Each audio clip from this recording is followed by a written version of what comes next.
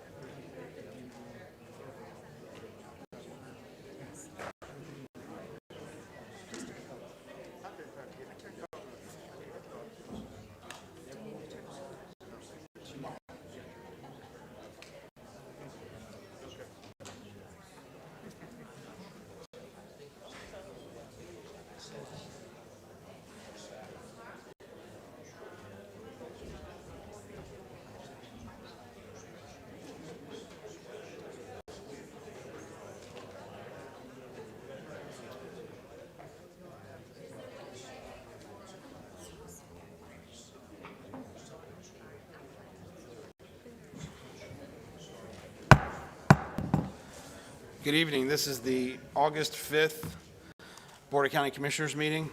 It's 5:33 p.m.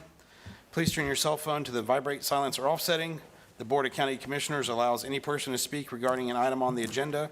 The speaker is limited to 3 minutes unless otherwise determined by the chairman to allow sufficient time for all speakers.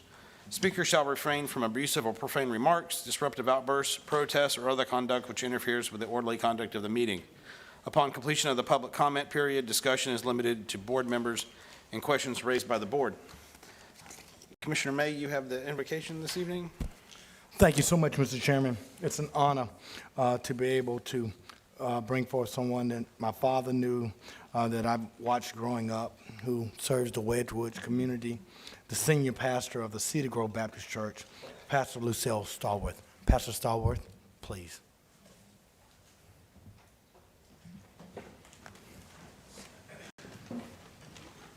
If you would come to the mic, Pastor Stallworth.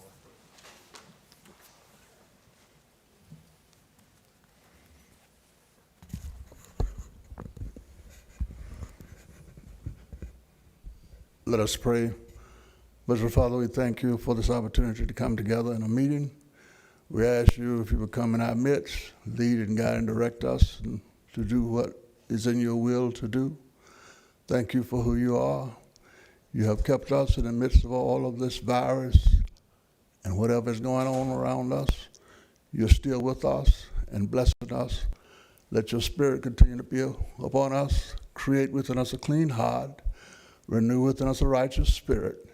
And teach us how to love one another as sisters and brothers in you. And whatever you will for this meeting to be, let it be. In the name of Jesus, your servant prayer. Amen. Amen. Please join me in the pledge to our flag. I pledge allegiance.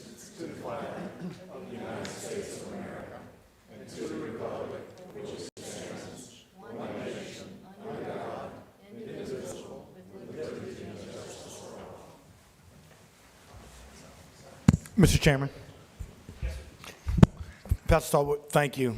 As we look through all the difficult days that we face, particularly in our African-American churches, my father and many others have gone on, and you are one of the senior saints and senior soldiers, and we continue to look up to you, and we thank God for his grace that has allowed you to be here. Thank you so much.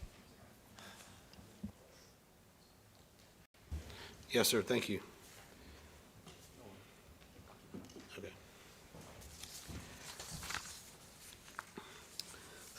Are there any items to be added to the agenda? No, sir. No. No, sir, but I will be adding on to one of Commissioner Berry's items for the Cantonment Ballpark, as Commissioner Begosh did earlier today. Okay. No, Mr. Chairman. I'm going to tag along on that same item. Well, that's so much. Mr. Chairman. Okay, I don't have anything. No, ma'am? Okay. Move to approve the agenda. Second. Okay, and we'll just do a hand vote real quick. Passes unanimously. Commissioners Forum, Commissioner Berry. Thank you, Mr. Chairman. In light of the folks here with us this evening, and it may be a long meeting, so I want to welcome everybody down, whether it's their first time or not. Welcome them with us, and hopefully the meeting will go well. Thank you, Mr. Chairman. Thank you. Commissioner May? Thank you, Mr. Chairman, Commissioner Berry. I don't know if it's going to go short, but hopefully it goes well. Certainly, Calvin A. Vant and the Wedgewood Association, I want to thank you for taking time to meet with me, and I certainly recognize your concerns. Secondly, I want to thank Community Health for the vaccinations and the testing that was started back at Brownsville Community Center, and I certainly want to continue to encourage, from my position, all of our teachers, daycare workers, after-school workers, and our healthcare providers to continue to be safe. We do have a record number of hospitalizations and positives of COVID-19. This virus continues to be rampant with new strands and strains that are adversely affecting particularly those with underlying conditions and with health conditions, and we just want our community to be safe. And so I want to thank our staff, Leroy Williams, Eric Gilmore, and all of those who have just worked tirelessly to inform our community and to educate our community, including our PIO, on the dangers and the difficult days that we face ahead with this virus. Thank you, Mr. Chairman. Thank you, Commissioner May. Commissioner Underhill? Mr. Chairman, no comments for the good of the whole, but I would ask, we have two items, one a fairly bitter pill and one a sweet pill for the people of Inverarity Island. To what extent possible? I notice we have quite a few of those folks here that we could move those up. I understand there may be other things that might need to be moved up, but to what extent possible, Mr. Chairman, if you could move those to the front of the agenda, I'd appreciate it. Yeah, so right now we just have speakers in our public hearings and our growth management. So I think just for those, we'll just take them as they are, just because everybody's talking on those, so, yep. Mr. Chairman? Yes, sir. Yes, I just want to thank Christine Franchi, Joy Jones, the engineering department.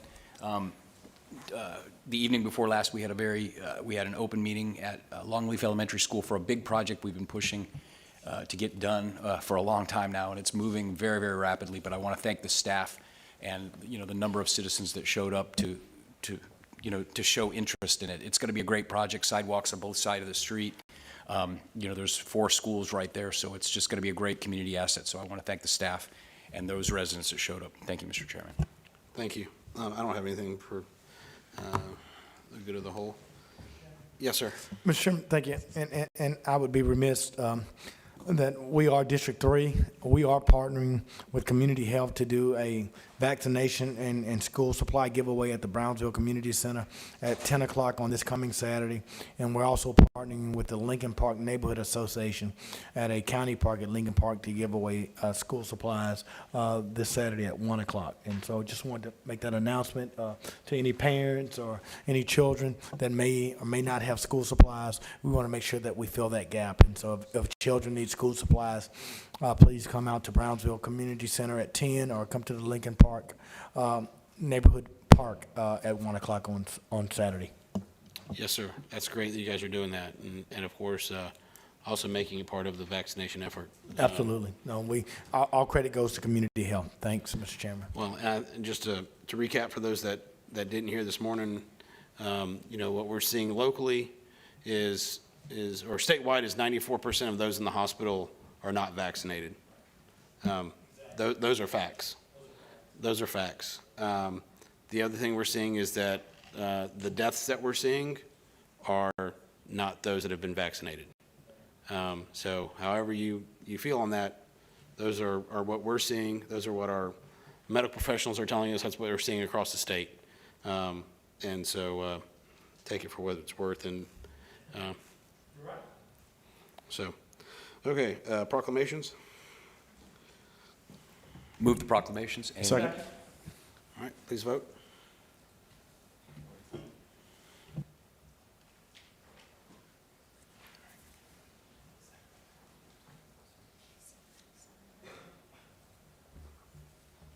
Okay, and that motion passes 5-0.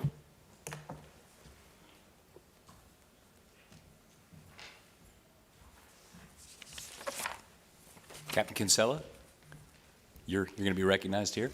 Welcome aboard. I don't see him, but is Dan here with the Navy League? It was a part of their organization that awards this, but sorry he couldn't make it. But Jeff, you were there last week when they awarded and recognized Captain Kinsella for this prestigious honor. And so I'm glad to be able to present this, also to call you a friend. There has been that mention of a phone call that occurred during Hurricane Sally asking about scuttling barges that were headed towards the I-10 bridge. This is the phone call right here. It just turns out that the Navy doesn't like to use ordnance in populated areas or during hurricanes. It does make for a good story. So I appreciate you taking that call and understanding where I was going when I was asking those questions. But one, that's really the length that we all went to make sure that if needed or we had an idea of what we could do to keep I-10 operational, should that barge continue there, because we knew how important that was for that lifeline. But anyway, thank you so much for your service, and I really are glad that you get to be recognized with this honor. So I have this Escambia County proclamation. Whereas every year the Navy League of the United States bestows the John Paul Jones Award for Inspirational Leadership Award to a Navy or Marine Corps officer who has made an outstanding contribution to the highest standards of leadership. And whereas this year's recipient was Captain Timothy F. Kinsella, Jr., Commanding Officer of Naval Air Station, Pensacola. And whereas Captain Kinsella's superb leadership and total dedication to his command have been essential to the continued mission of NAS Pensacola, despite the unparalleled and seemingly insurmountable challenges that he faced. And whereas these challenges included a foreign national attack which took the lives of 3 sailors and wounded 8 service members and civilian personnel, the COVID-19 pandemic, and the devastation caused by Hurricane Sally to NAS Pensacola. And whereas through all of these challenges, the one constant factor was Captain Kinsella's extraordinary leadership, unshakable composure, and steadfast confidence in his installation and lieutenant commands to continue their mission of providing fleet support to our military members. And whereas, while overcoming the substantial obstacles placed in his path, Captain Kinsella was instrumental in spearheading several base initiatives that were groundbreaking in nature. They include providing support for NASA in the first manned SpaceX Dragon crew recovery, the home port shift of additional United States Coast Guard cutters to NAS Pensacola, and his commitment to the education of military dependents by developing a joint council between the Escambia County School District and NAS Pensacola, chartered to improve educational services and communication between the school district and military families. Now therefore, be it proclaimed that the Board of County Commissioners hereby honors and congratulates Captain Timothy Kinsella, Jr., Commanding Officer of NAS Pensacola, for receiving the John Paul Jones Award for Inspirational Leadership, along with his steadfast devotion to the United States Navy. Board of County Commissioners, Escambia County, Florida, Robert Bender, Chairman, District 4, Jeff Bergosh, Vice Chairman, District 1, Douglas Underhill, District 2, Lumen May, District 3, Stephen Berry, District 5. Captain, thank you so much.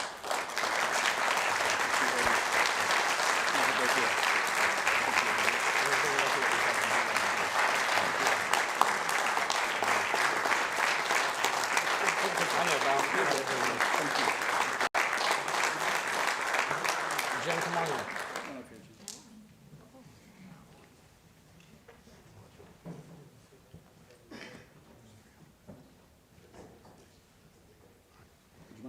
Please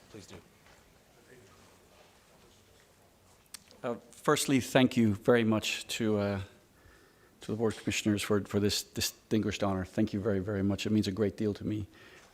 Also, I brought Jen, my wife, up here because none of this is possible without your family. We in the military, we get all the laurels and we get all of the acclamations, but we do it on the backs of our families, on the shoulders of our families. So thank you to my wife, Jen. But I really wanted to say a word here in a public forum to the people of Escambia County. I've never been anywhere. I've been all over the world. I've been stationed all over the world, all over this great country. I've never, ever, ever have I been in a place where the people are so genuine and where the people care about their military as much as they do in this city and this town. So we've been through a lot here, all of us, collectively, together. We are a community. When we focus on our differences, we turn to tribalism. But when we focus on what brings us together, we focus on community, and we are a community. So thank you to everybody.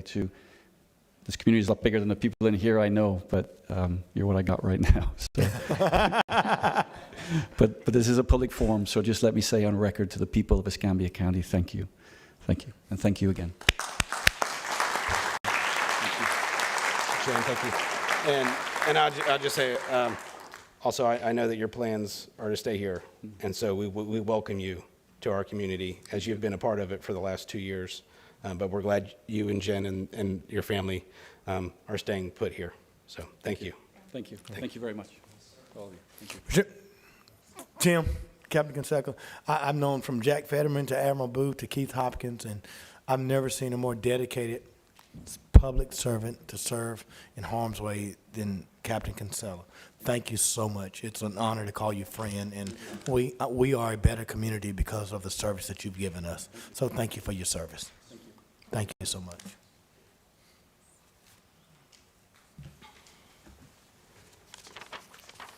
All right, board. It's being given at another time. The written communication, we're going to move to the August 19th meeting. Did the clerk's office receive the proofs of publication? Mr. Chairman, the clerk's office has received all proofs. I move we waive the reading. Second. All right, please vote.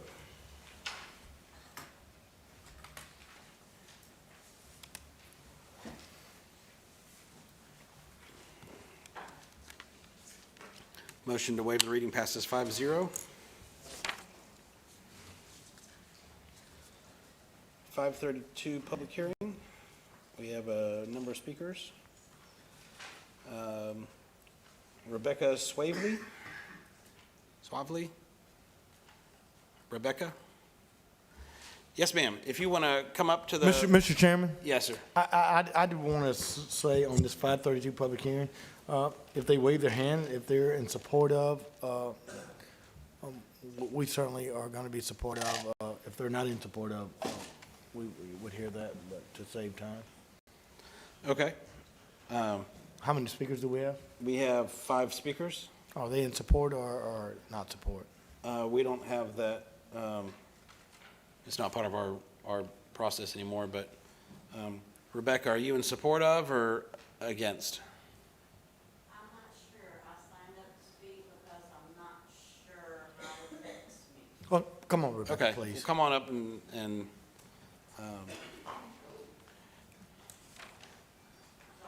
Stacy, can you get on the front, up front? okay, did you have any questions or I'm not sure how it affects my property because I couldn't read the diagram that was sent to me, so I don't know where it's located as far as my property is located, so. Stacy, we did a public information? Mail out with the Yeah, map, yeah, yes. okay. Yes, thank you. but the map I received is not, You're not in this map. well, is this Loretta and Pace? This is Loretta David, right can you here. pull up the And this is- map okay, on the so screen? I'm over here, so it doesn't affect me. It Yes, doesn't affect ma'am. you? Okay. Stacy, it doesn't affect her? Thank you. Yes, ma'am. Thank you, ma'am. We'll be talking about that one later. Yeah. Mehdi Mc- Stacy Mehdi told me we didn't have any Mikichi- problems with this. Mikaichi? Mikaichi? Mikchi, okay. Sorry. Hey, David, this is the 532 vacation. Yes, sir, go ahead. My name is Mehdi Mikchi, and I own 5 properties within 200 feet of the alley that they're trying to close. And been there about 33 years, and we are in process of, with Mr. Gary Bishop and Terry Williams, we're in process of putting a 5,000 square foot building, would be on the 300 Loreto and 3800 P Street, which is, that alley connects my 2 properties together, which for traveling moving the cars back and forth. Okay, so you're talking about these 2 parcels? I brought some copies if you want to see. Okay. And this is where you currently are, right? At the corner of Loretta and Pace? Yes. The auto sales? No, I'm here, here, all the way around. Okay. These are mine. I have copies. So are of you, it. Stacy, is he opposed or supportive? No, I don't want to close that road. He's opposed. It sounds like he apparently uses that alleyway to connect. Okay. May I come show you which ones it is? You can have these if you want. Stacy, there's no need. I mean, Mr. Chairman, we can listen to the other speakers. We have Until we do more research, I'm not going to move to support the closing of LOA. The worst thing they ever did, some of my colleagues closed Rawson Lane at the opposition of 200 citizens, and I've always said that I don't close public property with opposition from citizens without more research, and so we'll probably have to have a town hall meeting for me to be able to support it. So, Thank you. May I bring something else up? On that that alley, yes, sir. on that alley, within last year or so. It's fine. No, I have. Yeah. I have another concern, please, Okay. while we are talking about it. They put the fence in middle of the street, middle of the alley. The alley is supposed to be 20 feet wide. Yes, sir. Right now, we got less than 9 feet or so. Yes, sir. The fence needs to be moved back to where it's supposed to be. Yes, sir. And they brought in, because I'm improving that whole area, been involved with it for last. And with all 30 due respect, I will tell you that I'm not going to be able to get into that level of details tonight, but I will do that because this is the first I've heard from it, and that's why we sent out the mailers to have those meetings. But nothing will happen, as far as I'm concerned, unless my colleagues overrule me, until we have a neighborhood meeting to have a discussion with all concerned Where parties. do I go from here to move that fence back where it's It's all supposed to good. be? Yes, sir. Second motion drop. Yeah. So I'm going to move to drop it, sir. And we'll move. I'm going to move to drop it. And that's if the petitioners want to talk, but I'm going to still move to drop it. If they want to talk, but what we will, Stacy, and I would, Debbie, if we would set a meeting with all those who have signed up, Stacy, well, if we said that, Audrey, I thought there was no concern of this issue. That's not what I was aware of. Please set a meeting with all those concerned for us to have a discussion. If I'd known that there was opposition or petitioners, I would not have supported putting this on the agenda. That's what, I was not led to believe that tonight. So I'm going to move to drop it and move to talk with both, and will not tell you what decision I'll make, but I'll listen to both sides. But there's no need in us having this conversation tonight because this item is not going to move forward. Thank you so much. So Mr. Chairman, I'm going to move to drop the item and ask Stacy and Audrey to get all those who've signed up, name and number, and set a meeting for next week. All right, thank you. So that's my motion, Mr. Chairman. Okay. Second stand. Doug, you Yes. get a second? Do you still want to hear from the other speakers, or? I'm going to meet with them next week. Okay. This is the first I've heard that there was any opposition to this. Okay. So we have a motion on the table?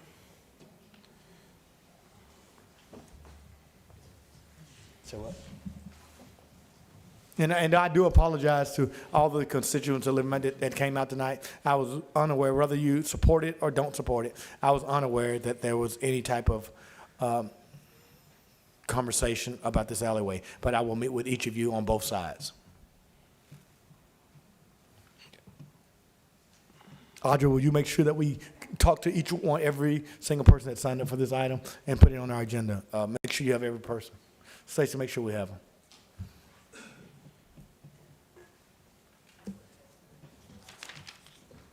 Thank you, Mr. Chairman. Thank you. Motion to drop passes 5-0. The 5:33 public hearing and consider the vacation of unopened right-of-way known as Jocelyn Road, north of Lillian. Are there any speakers? Yes, sir, you have one Sylvia Ard. Okay. We'd like to hear from her, but then I will make it known that the staff has recommended that we do not do this. And so that's going to be my motion, that we do not drop. But I'm, of course, perfectly willing to hear from the speaker who's made her way here. Sylvia, are you here? Yes, ma'am.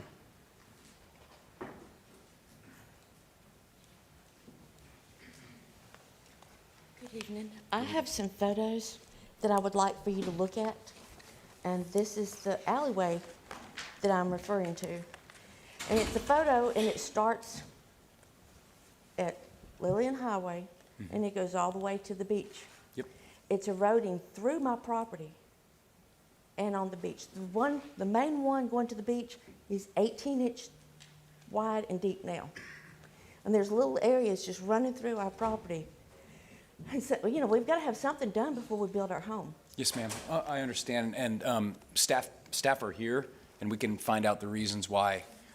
Typically, we will only vacate a piece of publicly owned property if there's no public purpose. So I'm assuming that there's a public purpose. Stacy, do you want to speak to that? Are you familiar with this particular one?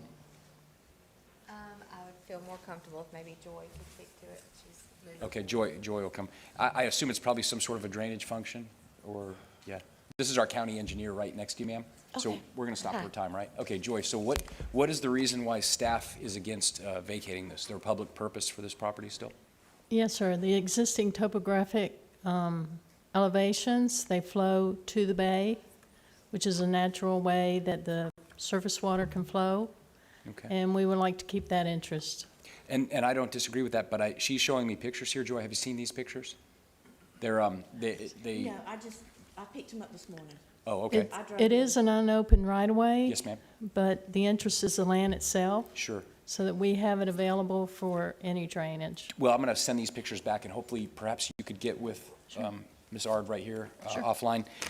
We obviously have an interest in it, but I hear your concern. It's overgrown, and there's trees, and if it becomes... There's large trees down, and we've got a drainage problem on each side of our property. Yes, ma'am. But we're prepared to fix the other side that's on our property. It's like 140 feet by 20, 25 feet wide. That Yes, is ma'am. nothing but it's making ditches all the way to the water. Well, I would like for you to work with our engineering department, and obviously, they've made a recommendation. They're the experts, and that it's not in our best interest, but perhaps there's something that we could do with our roads crew. I mean, if we own it, maybe there's something we could do to at least remove the tree, perhaps. I don't know. But if you could work with her offline, I would really appreciate that. Okay. Yes, sir. Thank you, ma'am, and thank you for being here tonight. So my motion is that we deny this vacation, and so I would move that as my motion. I second that motion based on the clear and compelling statements of the staff that there remains a public interest in the property. Okay. So that's a motion to drop? So yes vote is to drop. I believe Is it's a to- sorry, motion. Sorry, not to drop, deny. but to deny. To deny. And then, Delana, will you need a copy of those, or would you like a copy? See if we Mr. can- Chairman, if we would like a copy for the board's record, we will need to get a copy of those for me to scan. Yeah. Hey, Joy, if you're out there, if you can just try to get those pictures to staff to scan for record, please. Motion passes 4-0 with Commissioner May off the dais. The 5:35 public hearing to consider the petition to vacate a portion of Osceola Country Club Estates. No speakers. Is this yours or Lumen's? It's right there on the border of them. I'm in support of the vacation unless the staff has any public compelling reason to maintain ownership of that property. Second? Okay. Please vote.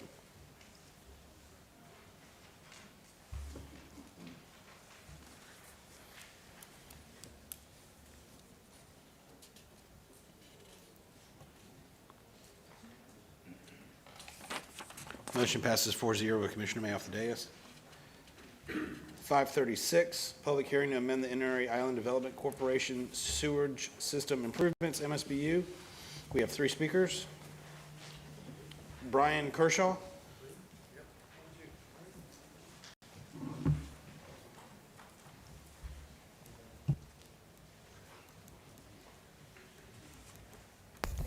Yeah, I'll make this short to the point. Last 2-3 years on this MSBU for Inner Island, the amount of the MSBU has changed, and some have been for the good, some have not.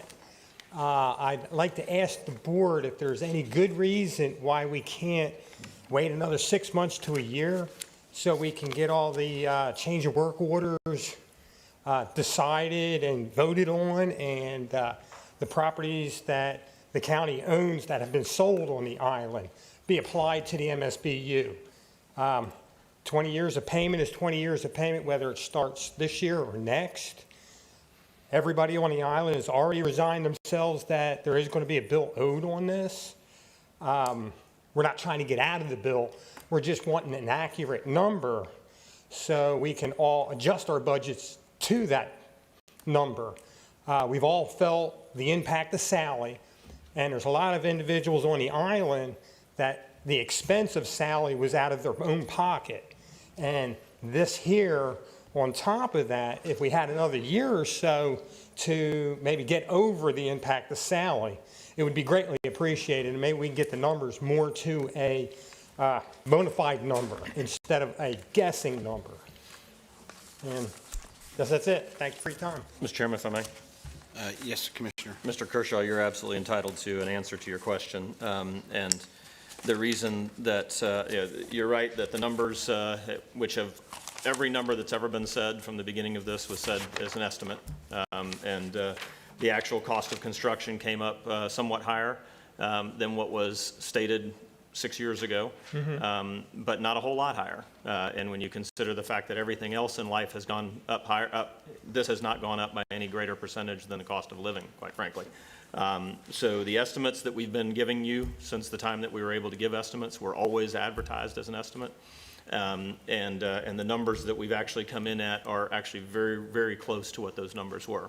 Some higher, some lower, depending on the actual services that you received as a result of the MSBU. The answer to the question about why start now and not another year from now? Well, actually, you sort of gave the answer a little bit. That which you must eventually do, you may as well get started on it right now. But notwithstanding, this board and the people of Escambia County have already essentially been floating us alone on this since the beginning, and have paid out quite a bit of money out of the general fund in order to secure the equities of the people of Inner Island, and have done a very good job of that. It has been the agreement of the members of this board and my peers that have backed this plan with me from the beginning, was that they would go out on a limb for the people of Inner Island for the duration of the construction, with the understanding that the people of Inner Island would pay back when the work is done. The work is functionally done. Of course, there's an outstanding issue with regard to a small fee with ECUA. And there are only 3 of the remaining for sale lots available. So actually your plan, the plan of the citizens of Inner Island to sell those properties at a higher price and slowly, that's the plan that the people of Inner Island wanted executed based on the meeting that we had at the Methodist Church, has actually worked out very well. So setting the agenda, or setting this for taxation, or for starting to pay back now is in accordance with the agreement that we all made together at the very beginning of this thing. And that is the reason why it's on the agenda now.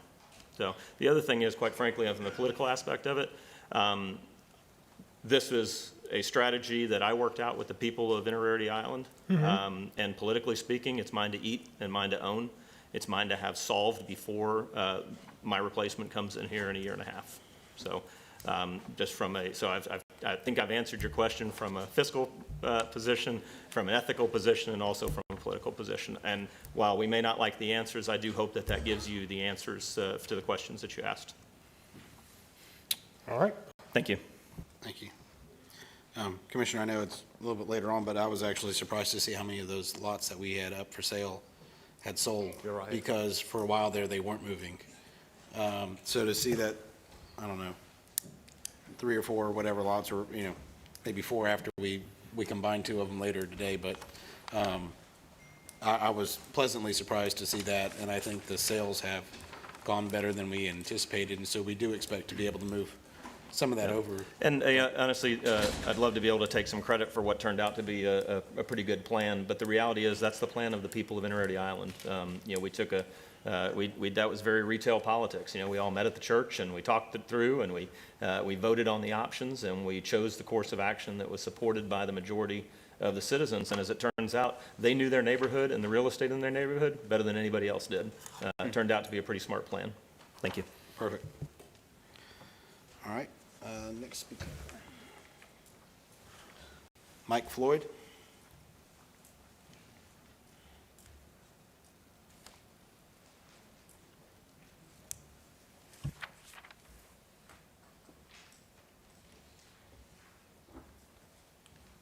Good afternoon. My name is Mike Floyd. I live at 16407 North Shore Court on Inner Island, Pensacola 32507.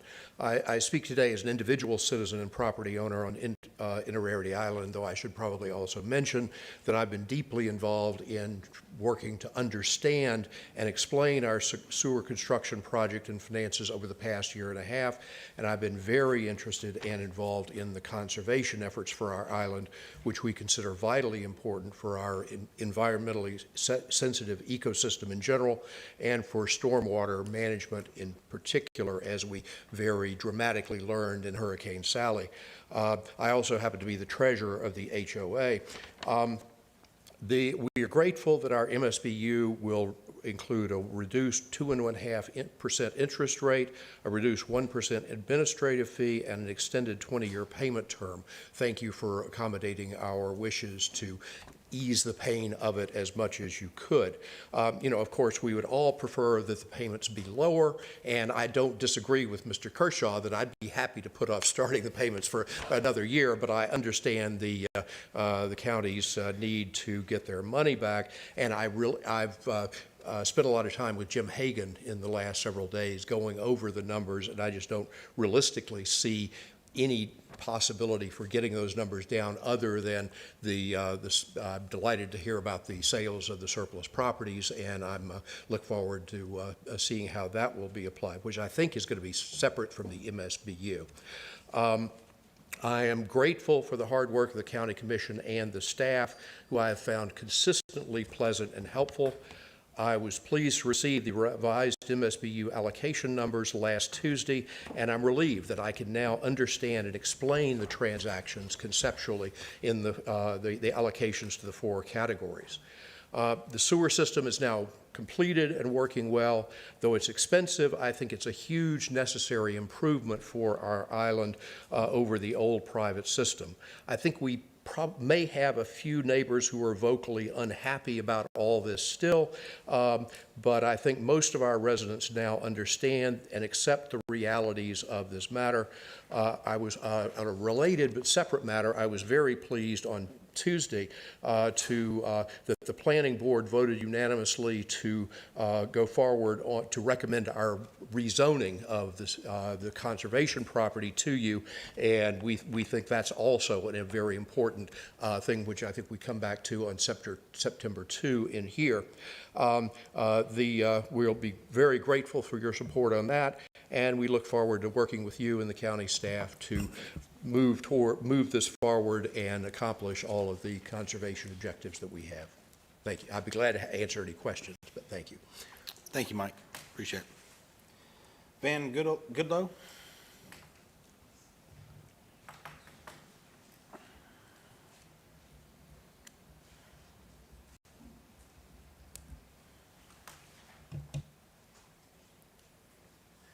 Van Goodlow, resident of Inner Island, 16318 North Shore Drive. Commissioners, ladies, this project is probably one of the major capital improvement and infrastructure projects that have occurred here in Escambia County. And it benefits not only the residents, but certainly Escambia County and ECUA. We feel we certainly have a share in this, but it should be a share that is spread across these other two entities. To the best of my knowledge, ECUA has no investment in this project at all at this time, but they are able to take advantage of all new piping and sewage that's provided to the island residents. Plus, with the bills that we're getting from ECUA, they're already billing us for capital improvement charges. Now, for the people that are on a fixed income on Inner Island, this is based upon the numbers that have been presented. This is a tremendous impact on them. It'll represent, for those that have a mortgage, about $100 a month in the increase to support this MSBU. This MSBU is the largest MSBU that's ever been put on the back of residents of Escambia County. We would just ask that we be equitable in this and how these numbers are arrived at, and that all the stakeholders have a share in it, to include ECUA. We just finished paying for an MSBU in 19, a 10-year MSBU to improve the causeway going to Inner Island. That has not been completed satisfactorily. So the residents are a little skittish now as we get into an MSBU of this magnitude that's placed upon each and every resident. All we're asking is we need to be equitable in this capital improvement and major infrastructure change. We are thankful for the county getting the $1.5 million grant that more than settled the water improvement on the island, and that was a real plus. But with those of us that are on septic tanks that have come off, we're certainly supporting Florida's intent to be rid of septic tanks and improve the waterways around our communities. So we are believing in that, and we're supportive of it. But I ask you to just take a look at those numbers and reconsider how much is put on the back of the residents there. Thank you. Thank you, sir. Board, that was the last speaker.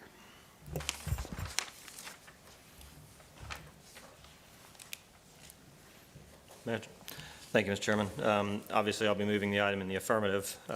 This is we're nearing the end of a very long and arduous path. And in doing so, in making this motion and hoping to continue to have the 5-0 support that I've had on this, I want to take a moment to thank Commissioners Berry and May, who were in those very first meetings, that basically said, what have we done here? That this was certainly your support for the equities of the people of Inner Island is very well documented in those first shade meetings, which precedes my time on this dais. And to my other commissioners to my left that came into this process after it began, I cannot thank you enough for maintaining course and speed. This is, Mr. Goodlow is absolutely correct. This is a very bitter pill to swallow. This is a very high tax.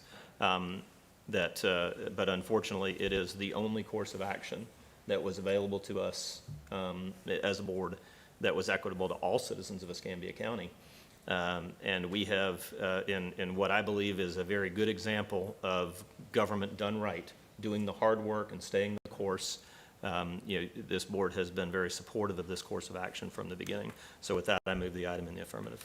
Commissioners, at A and B, please, because they're two separate items. Yes, I'm sorry, I move the items, both A and B in the affirmative. Okay. Second. Second. Any additional comment? No. Commissioner Parrish? No, I'm sorry. Okay. Please vote.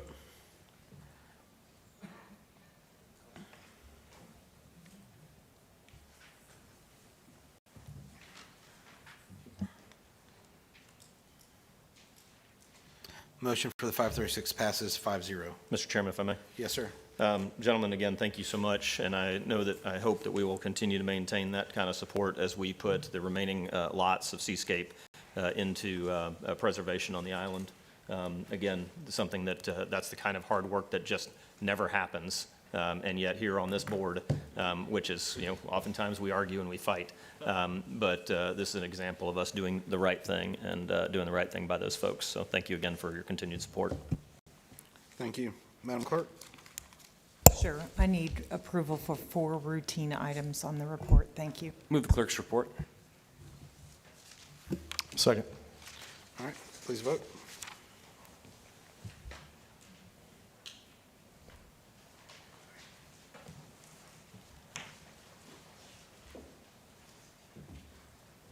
Motion for the clerk's report passes 5-0. Commissioner Underhill, just for the record, I do not, was the other one in the car one? I don't No, see the any other one's on the speakers. September 2 Okay. meeting. Okay.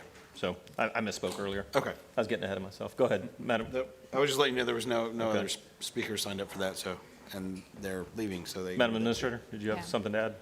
Yeah, we do have 2 other items. One is under GMR to schedule the public hearings on September 2nd. Right. And then there is an item on CAR-18 to vacate the plat.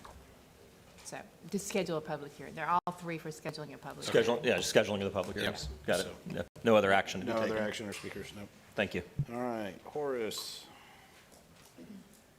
Commissioners, Chairman, everyone, for tonight, Gulf Management Report, we have rezoning case Z 20-21-05 from RMU to AGR. The planning board made a recommendation for approval. Mr. Chairman, do we have any speakers? No, sir, we don't. Move to approve the item, please. Second. Okay. Any further discussion? Please vote.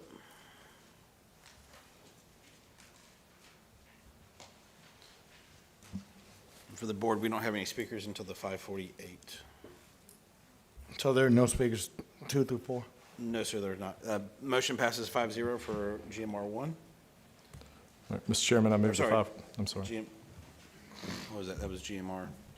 Yeah, that was GMR 1. Okay. The 5:45. Mr. Chairman, I move the 545. Second. Please vote.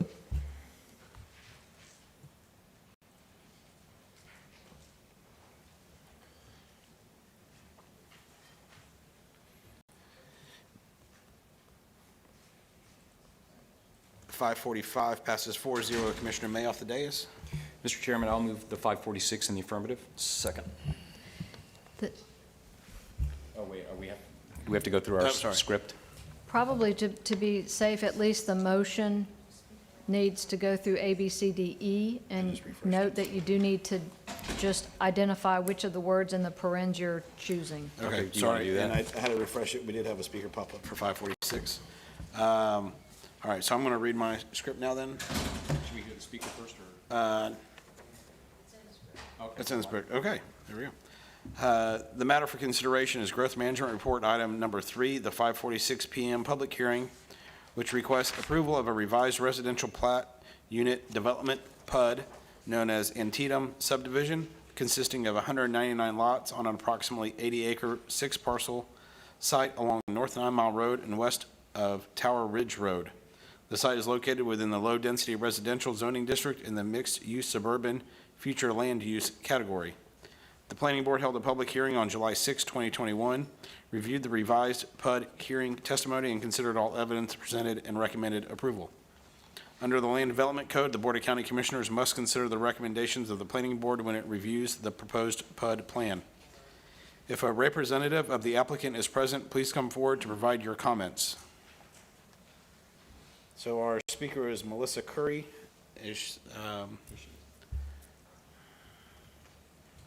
Yes, good evening. I'm Melissa Curry with Dewberry Engineers, and I am here on behalf of the applicant. I'm available to answer any questions, or if there is any additional things that came up, if you were able to go through and read the testimony from the Planning Board minutes. Our basic application is just for the sort of the meeting of the number of lots that were platted versus the number of lots that had development orders been issued on.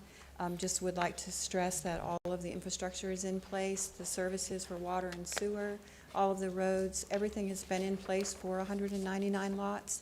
And somewhere along the way in the platting and shifting of the different phases that came through, because the project was built in phases, the lot count got off. So there was been a lot of work between the applicant and the planning staff, and we're extremely appreciative of the planning staff in helping us resolve this. And so this was the solution that was offered to us, to come forward with a replat and a revision to the PUD.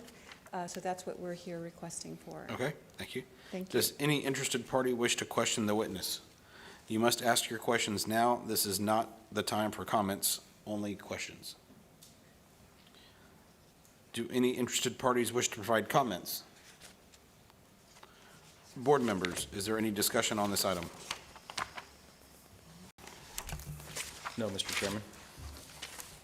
All right. Mr. Chairman, I move that based upon the recommendation of the Planning Board, the testimony, evidence, and exhibits presented concerning the revised planned unit development for the Antietam subdivision, that the Board of County Commissioners do the following. A, accept the findings of fact, the statements set forth in the PUD criteria worksheet as adopted by the Planning Board, and B, that the Board of County Commissioners expressly finds that the project under review complies with each of the criteria set forth in Section 2-6.8 of the Land Development Code, and that the Board of County Commissioners expressly finds the project under review complies with the concurrency requirements of the Land Development Code, and D, that the planned unit development plan be approved, and E, that the chairman is authorized to endorse 2 copies of the approved revised planned unit development. That's my motion. Do I have a second? Second. Commissioner Berry, thank you. Mr. Chairman, and Horace, that is the recommendation of the Planning Board and staff, is that correct? Okay, thank you, Mr. Chairman. All right, please vote.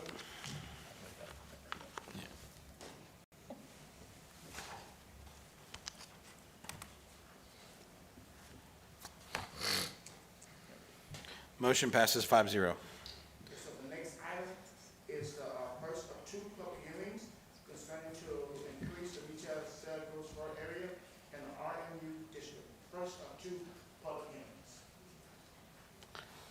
Okay, we have no speakers on 547. So moved. Second.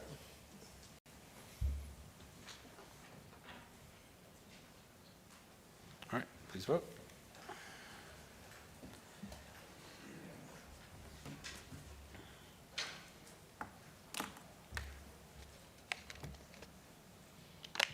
.547 passes 5-0.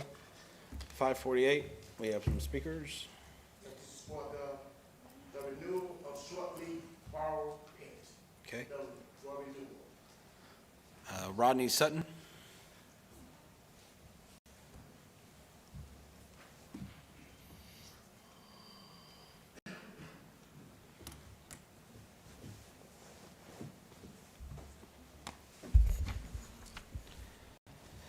Commissioners, thank you. Rodney Sutton, 120 East Main Street.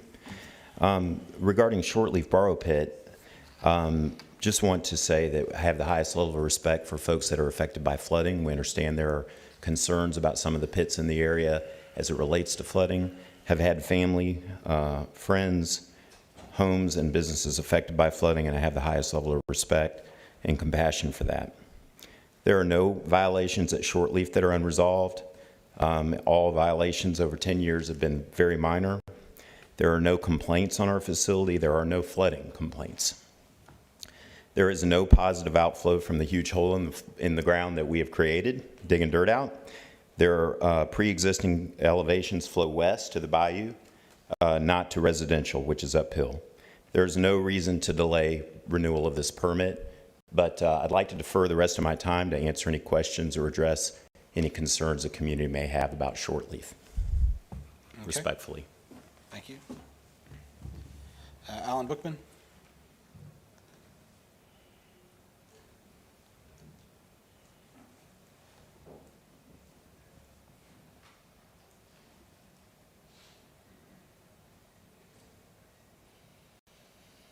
Alan Bookman, 30 South Spring Street. I endorse what Mr. Sutton said, and we certainly ask the commission to take a position and not just keep this project in Never Never Land.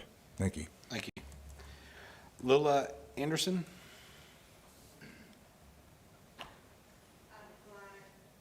You decline to speak? Okay. Christian Wagley?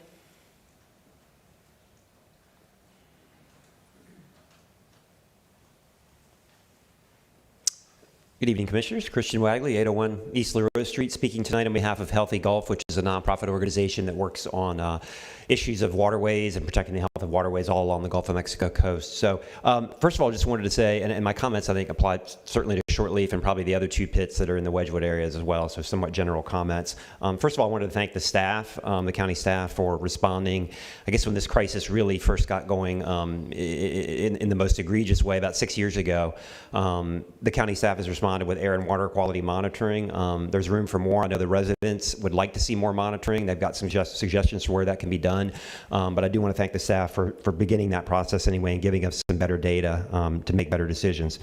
Secondly, I do want to speak and offer our organization support for the letter you received from Dr. Calvin Avant of the Unity in the Family Ministry, and also from the Deep South Center for Environmental Justice, asking you to delay action on these unless you can really show this evening from a sound technical and engineering standpoint to clear these pits from any responsibility for the flooding that the residents are speaking of. That's certainly happening in their neighborhood.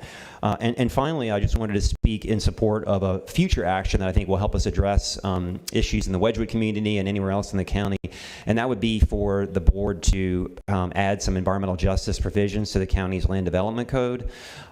This is something being done all over the country. We know that certain communities, oftentimes people who are poor, oftentimes people of color, have suffered disproportionately from the impacts of polluting and damaging industries and other types of operations.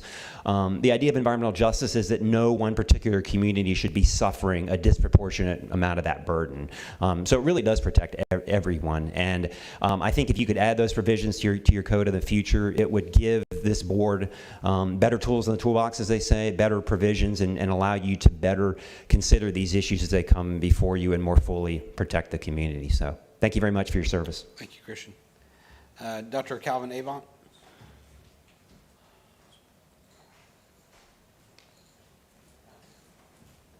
Good evening, Commissioners. Evening. I'm, again, speaking for the Olive Heights, Rolling Hill, and Wedgwood communities, and asking for us to wait before we make any decision on these pits. I'm sure all of you received those, the PowerPoints that we sent out, and you saw the major flooding that's going on in that community. And part of it was shown, it was coming out of those borrow pits. We need to have an environmental justice impact analysis done before you do make any decision. You know, that community has had a legacy of discrimination, and we can't allow it to continue happening. We need to be able to step up as leaders and say, we're going to make a change in what was going on. We understand that this was the past, but we're looking at today and the things that have occurred in this community. People have been dying. People have all kind of respiratory ailments and COPD and other ailments because of the legacy of discrimination in those landfill pits and recycling facilities. And we're asking that you don't make a decision tonight.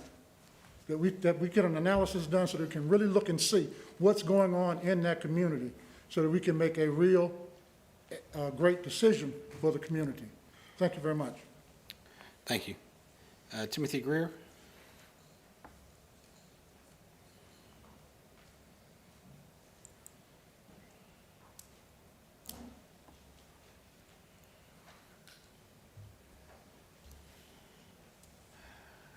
Good evening, Commissioners. I'm standing here, Timothy Greer, representing the Wedgewood, Alpha Heights, and Rolling Hills community. And as Dr. Avent had just mentioned, you probably already received the packages in the mail, in part of your email, showing you the areas that are flooding. So basically what I would like to say is because of the areas are flooding, what we detected and the research that we've done, we found out that when it rains, those pits overflow and the water is overflowing into the community. So I'm quite sure that the owners of these pits don't have any control over the rain. But because of the fact that the community is being flooded out, that means their septic tanks are overflowing. Because their septic tanks are overflowing, that causes environmental health issues that we're dealing with. So now we have people with health issues in that community as well. Now, when that water begins to recede, there's only one other place for it to go, and that's Marcus Bayou.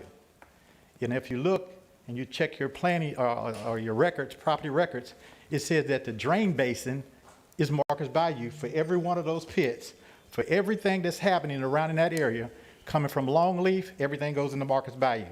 Everything that's coming from Clark Sand, Shortleaf, Eagle Beaver, when anything floods, all of that water is coming directly into Marcus Bayou. Well, when you stop and think about it, we're looking at cumulative effects. How much pollution, how much silica dust, how much road dust, all of these particles and stuff are mixed in and they're flowing into Marcus Bayou. Marcus Bayou, of course, you may know by now, I've done a presentation once before and told you that that stuff is flowing into Crescent Lake, from Crescent Lake all the way down into Perdido Bay. So what are we doing here? We're putting a Band-Aid. So what we're talking about, we'll be addressing the commissioners later on about it, but we need to look at stormwater management, that we can do something in that community, because if the problem is starting right there in Wedgewood, Olive Heights, and Rolling Hills, then we can't keep putting Band-Aids on it. We can't keep passing it over. We need to stop permitting and see if we can't get something corrected in that area before we move forward. Thank you. Thank you.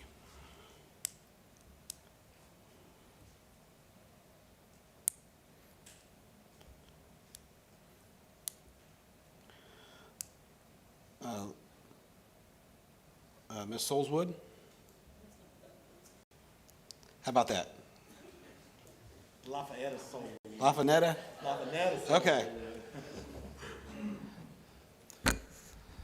LaFonetta Souls Woods. Thank you. 6921 Twigs Lane, Pensacola. And you'll get to know me a little bit better later. I'm from the Wedgewood, Rolling Hills, Olive Heights communities. And I am asking you to table these, the renewal of these pits in our area for right now, until we can get to the bottom of all of these problems that we have. We still have people in our neighborhood that are still just dying. The last time I was here, I had Mr. Lawrence, Mr. Willie Lawrence that spoke with me. He's no longer here. Neither is his wife. And that has not been very long ago. And we have still other people in our neighborhood that are just, if you go to anybody's home, there's always someone on somebody's street we have lost in the last year or two. And it's still too much going on out there to give us some more problems. So we need you all to, let's get to the bottom of everything before we start renewing things and having more problems. Because these landfills, these pits, they want to dig up everything, but then when they get it all dug up, they got to put something in that hole. And what they're gonna wanna do is the same thing Rolling Hills did, is put garbage in there, and then we're gonna be suffering even more. We don't want that to happen. So please, just think about it, and let's get to table some of these things again. Thank you. Thank you. And I just, both of you, it sounded like you indicated you might be speaking on a topic later on. Is that right, or was this the only one you've signed up to speak on? This is the only one I've signed up. Because that's all I saw, so I just wanted to make sure. This is the only one I signed up for right now. Okay, board, that's the last of the speakers. Mr. Chairman. Can I use the rest of my time to address some of the comments? I would say, does the board have any questions, or? No, I don't have any questions. During my time, I'll call upon him for some comments. During my time, if Yeah, you want to go ahead. we'll let Lubin talk, and then he'll call you back. No, go ahead. Okay. Go ahead. You're fine. Thank you, Commissioners. I just want to say that there are no monitoring or allegations of pollutions out of the shortleaf pit. I feel like there might have been a mistake by a PowerPoint presentation that we saw related to flooding. Saw some pictures that were certainly concerning for anyone, but none of those pictures related to shortleaf as it relates to flooding. There is no positive outflow. We are not standing before this board tonight asking for renewal or any kind of landfill permit. We have voluntarily in the past deferred the request for permit at this board's, request, and so we're not here asking for that tonight. There's no evidence that's been presented in the presentation we saw or the emails we saw that show flooding from our 30 to 50 foot deep borrow pit. And so I just want to remind everyone that, this renewal of this permit is for continued extraction of dirt, and there are no allegations of pollution or flooding from our facility. And so I don't know why we were included, but I'd invite anyone that has a concern about flooding from our facility to engage in that conversation. It just doesn't exist. Thank you, sir. Mr. Day or Mr. Kirschenfeld, would you come to the podium and speak to those statements that were just made?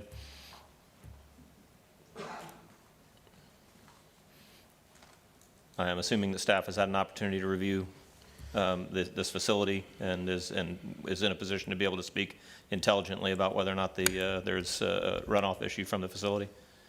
The times I've been to that facility, as was stated, it's a 30 or 40 foot deep hole, and I'm not aware of any overtopping or outfall coming from that facility. Okay. Horace, is there any members of your staff that have had the opportunity to review this location, be able to speak to whether or not we've got any pollution coming off site? Yes, so I visited the site, you visited the site, code enforcement visited the site. We have 2 annual inspections, and for this facility, we do not, for shortleaf, we have not observed any of those things that was alleged was shortleaf. Okay, and that is the item that's before us today is shortleaf. Okay, then I despise the word environmental racism because when we rape the environment, we all suffer equally. The only thing that I hate worse than the word is the fact that our history actually warrants having such a word. And our history in Escambia County does warrant having such a word. We've talked here and heard from a number of speakers that have been before us for a long time, and I'll tell you, Lumen, for all of my days, I will be haunted by the voice of La Fenez Souls Woods and Willie Lawrence standing at that podium, saying the things and talking about their quality of life and their homes, and then walking off of this podium and going to my home on Perdido Key. I will always, it's slim comfort for you and certainly less comfort for Mr. Lawrence, who's passed, but I'll be haunted for all my days from the things that I heard during the Rolling Hills debacle. And it's important for us as we look at that legacy, if we really want to make a difference, punish the evildoers. That's the answer. We simply cannot continue to deny the need to do material extractions in Escambia County. We should certainly be very strict about it, but more than anything, and Ms. Woods, I'm talking directly to you, your quality of life wasn't destroyed by some nameless, faceless thing. Mr. Scott Miller stood at that podium many times and told us he was doing nothing wrong. The boldness, the hubris of that company that turned a profit, spent money, living a quality of life that they denied you by the work that they were doing. If we want to make a real step forward in environmental justice, we need to punish the wrongdoers. And in doing so, we will send a very strong message to everybody else who's in the extraction business that to prostitute our environment and to destroy the quality of life and quality of place of our people for short-term profit will cost you big time in the long term. The only way we can send that message to our current applicant and to all other applicants for all time is to prosecute the wrongdoers. Ms. LaFonetta Souls Woods, you and your neighbors are owed for what was done to you. And that payment needs to be made from those who profited from what they did. So I've reviewed this pretty heavily as well, and made sure that the staff came up here to make sure that they, on public record, state that they've done their due diligence as well. We don't see, this isn't Rolling Hills. And if they start to behave like Rolling Hills, I would love to be able to sit here and say, you start behaving like Rolling Hills and we are going to put you out of business. We will make sure that your own personal wealth is put at risk. But we don't have that track record in Escambia County, Ms. Woods. But perhaps one day we will. And perhaps one day people will know that if they go and they want to pollute a place like Wedgwood, that they will be met with the same kind of attacks and defense of neighborhoods as if they went and tried to do that in my neighborhood. So I'm in support of the matter that's before us today, with the expectation that we will personally continue to monitor and make sure that those statements are true today and are true every day. But if we really want to get right on social or environmental justice, we need to start punishing the wrongdoers, because they don't represent any of us, only their own pocketbooks. Thank you. Hey, Commissioner May. Thank you, Mr. Chairman, and thank you, Commissioner Hill. Commissioner Underhill, you have been consistent in your support, and I take with very sincere consideration terminology, and whether we say environmental injustice, whether we say environmental racism, or whether we say environmental rehabilitation.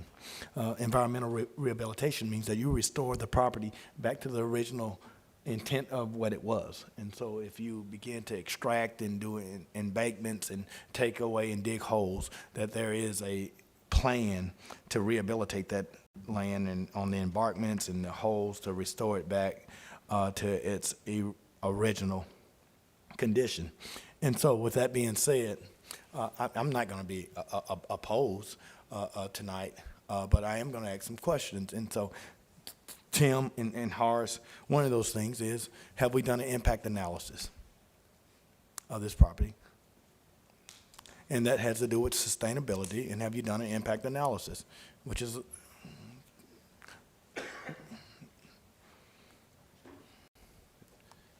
No, sir, I'm not aware of any studies. Thank you, Tim.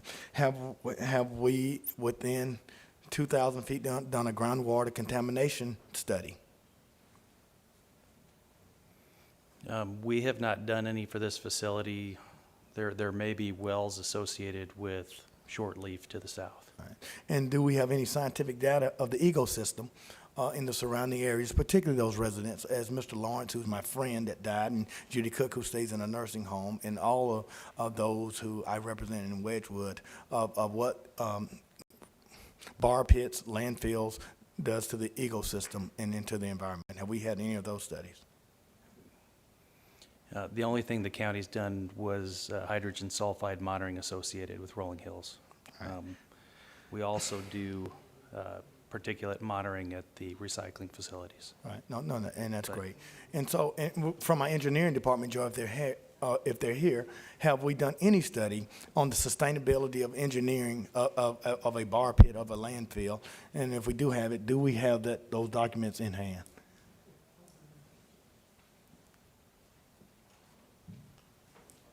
No, sir. All right. And so, And as much as I do understand it, I would, and Christian, thank you. I mean, you certainly educated me more on environmental rehabilitation than I knew before Dr. Avant, our meetings. Certainly, one of the tragedies of coming into office is trying to remedy things that existed long before you were elected. But what I did do was make a commitment to the citizens of Wedgewood and those who showed up in orange shirts long before COVID, that I would do everything that I could to make sure that their grandchildren lived in a clean and a safe environment. I told them I could promise nothing for them, and many of them have died, but their spirit lies in my heart as I sit here. Although I understand the economic development plight of landfills and bar pits, and nor do I desire to restrict that. I had no knowledge, Horace, that there was opposition. I was led to believe that there was a consensus that this is the way that we're going to move forward. So with that, Mr. Chairman, there's no way. I've been consistent in my positions to never vote for a landfill, a bar pit within my district, without town hall meetings with the citizens, the environmentalists, the owners, to have a conversation, nor have I ever plighted myself to be in one position to restrict any economic development, but to be supportive and say that there's a negotiation point that all of us have to get together. I know the petitioners. I know Neil. I know Mr. Bookman. I know each of them, and I know most of these people who are here. And quite frankly, I'm a contractor, but I certainly recognize the long history of what's happened in Wedgewood. And so what I will move tonight is not to restrict them from continuing their business, but to toll the operation until we get the answers that are rightfully due to citizens who have just asked the questions. How could you possibly bring forth something for consideration without studying the groundwater? How can you possibly bring something for consideration without the ecosystem sustainability? How can you possibly come forward with something without an impact analysis that will affect generations for years to come without those documents presented? So with that, I'm going to tell you, and we can have as much conversation as we want about all of these bar pits in District 3. I'm going to move to drop each one of them. It does not impact these companies from moving forward, but it does give us a conversation in the next 90 days to look at all of these questions on how do we're not going to do a play of words, environmental racism, environmental injustice. We're going to talk about rehabilitation of lands that everybody would want to happen in their neighborhood. And I will say that no one wants a bar pit next to their house, next to their investment. And quite frankly, we could go to a historical conversation of why those bar pits are in Wedgewood when people were displaced off of Maxwell Street because of I-10, because of the convenience of transportation from others, and people were regulated to stay in a certain area, and dirt and land was acquired because it was on the backs of people that had no political influence. And so with that, Mr. Chairman, I'm going to move, and I know we have to do each one, I'm going to move to drop 548, public hearing concerning the issuance of a renewal operational permit for the resource extraction of the short-leaf bar pit. I'll second it. Mr. Chair, discussion. Yes, sir. Go ahead. Okay. So Commissioner May, I'm only told it, I'm not denying it. I'm told. and I'm tracking it, and you actually used a term, you threw out a number there of 90 days. Can we at the same time right now direct staff what we're going to do in that 90 days? I would hope that those questions that I asked, I would hope that there will be a response from those questions. I think the citizens that I represent deserve those answers. Hey, Tim, could you step up? Yes, sir. So as much time as we've spent in Wedgewood, it's a little bit disconcerting, and if I hadn't been sitting here all this time, I'd be surprised by it, because I know, because I've been sitting here, I know we've been in reaction mode. And as a result of us being in reaction mode, we've actually spent quite a bit of money in Wedgewood monitoring this and measuring that, but we haven't actually taken a comprehensive look. Okay? That's correct. It seems like, as much as we've dealt with it, And I think that it's fairly clear that as long as Commissioner May is sitting on this dais, which, based on the last election, probably going to be a while. I don't know about that. But the reality is, I don't think anybody's going to sit in that chair that doesn't share that same opinion. And what you've seen on this dais is that nobody's sitting in these chairs that has a contradicting opinion. Might have been before 2014, but there certainly hasn't been since then. Don't think there ever will be again. What would it take for you to be able to stand there and answer in the affirmative the questions that Lumen May just asked? Because he's going to ask those questions every time. How much money? What kind of a study? And let's go ahead and that's what I'd like to do, right? I mean, if not tonight, real quickly. What are we going to do in that 90 days so that the applicant doesn't come back 90 days later and the answers be the same? I mean, that'd be the height of insanity. And what I would add, Tim, is give yourself enough time to bring back that. And it's a commitment to citizens, and if there's a price tag to it, I think so many times that with the limited budget, you don't have the resources to do what you need to do. And so give yourself enough time, if it's 120 days, because we're not impeding the company's operations at all. We're just giving some type of clarity and assurance and information to those citizens. So let's take this time. Let's make sure let's make a proactive action here. I want to see what a study would look like so that you could stand there and answer intelligently the questions that Commissioner May asks literally every time this comes up. I mean, he's tired of asking them. I bet, because I'm tired of hearing them. I'm tired of hearing the same ones. So here we are in the state of Florida today. The governor has made this huge push for clean water. As Mr. Greer said while he was standing there at that podium, the sins of Wedgwood roll downstream to the fancy places like Perdido. Okay, the people in my district care about this. There's no better time than now for us to actually see what the impact is of these actions on our water system. And quite frankly, I think it's the duty of the government to do that. We should have done it by now. So I would like to see a study, what it would cost to do a study, especially with all the state money that's available right now. And I'm, Commissioner May, even though it's not in my district, it certainly affects my district, I'd be prepared to commit up to $50,000 of my discretionary fund to meet whatever funding shortfalls exist on that.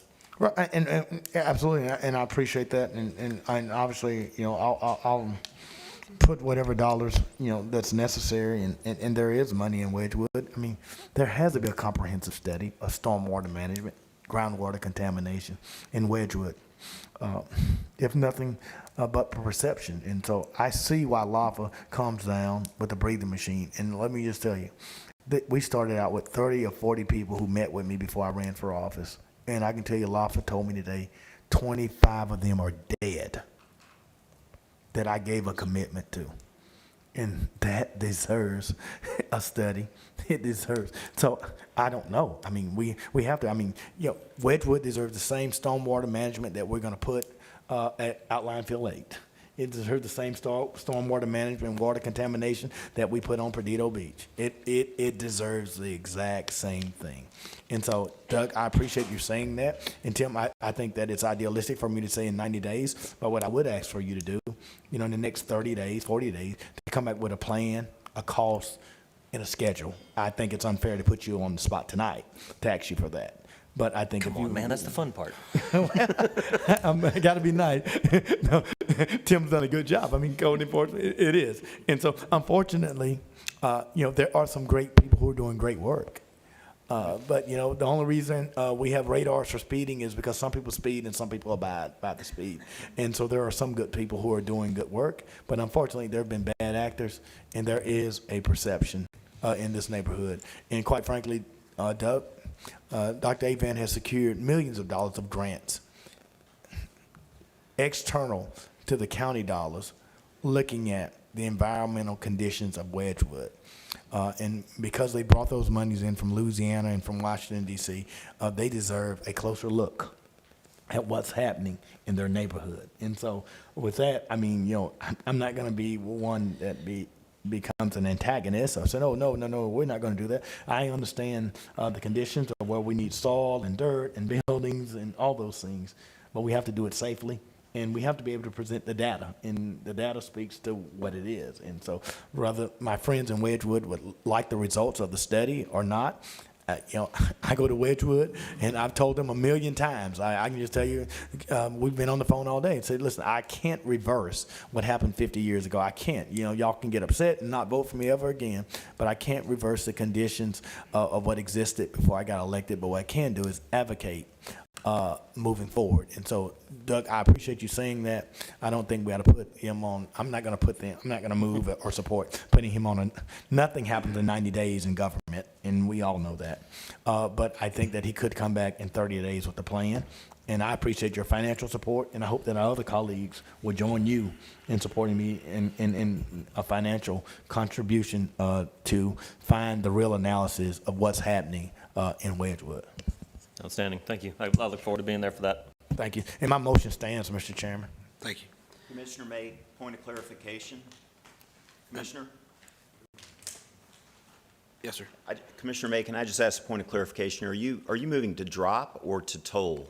Sir, I'm moving to toll. Thank you. The second stand. Which, Rodney, that doesn't hurt you for me to toll it, to study it. So we're gonna toll it.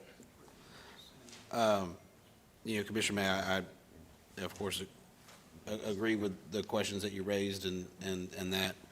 Mr. Chairman, may I say? Just hold on a second. Sir. No, yeah, Alan, just hold on a second. Yes, sir. It just, if those were requirements or needed information to approve that, I wish we would have asked for today. If that's part of the permit process, then it needs to be added or whatever. Mr. Chairman, with all due respect, there's never been one opportunity in which those questions have not been presented.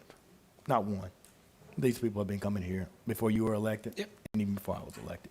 So there's never been that question. And so we're not adverse in dropping an issue and stopping anyone from moving forward.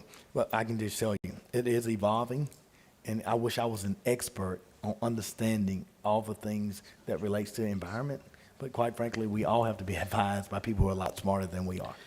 And I'm not saying that. I'm just saying is, as we've, known these are coming, that if that's what we wanted, I just, before tonight, we could have let them know. That's all. Right. That's all. But the unfortunate thing is we don't have the opportunity to talk in a public Right. forum. Yeah. We don't. So, Commissioner Underhill?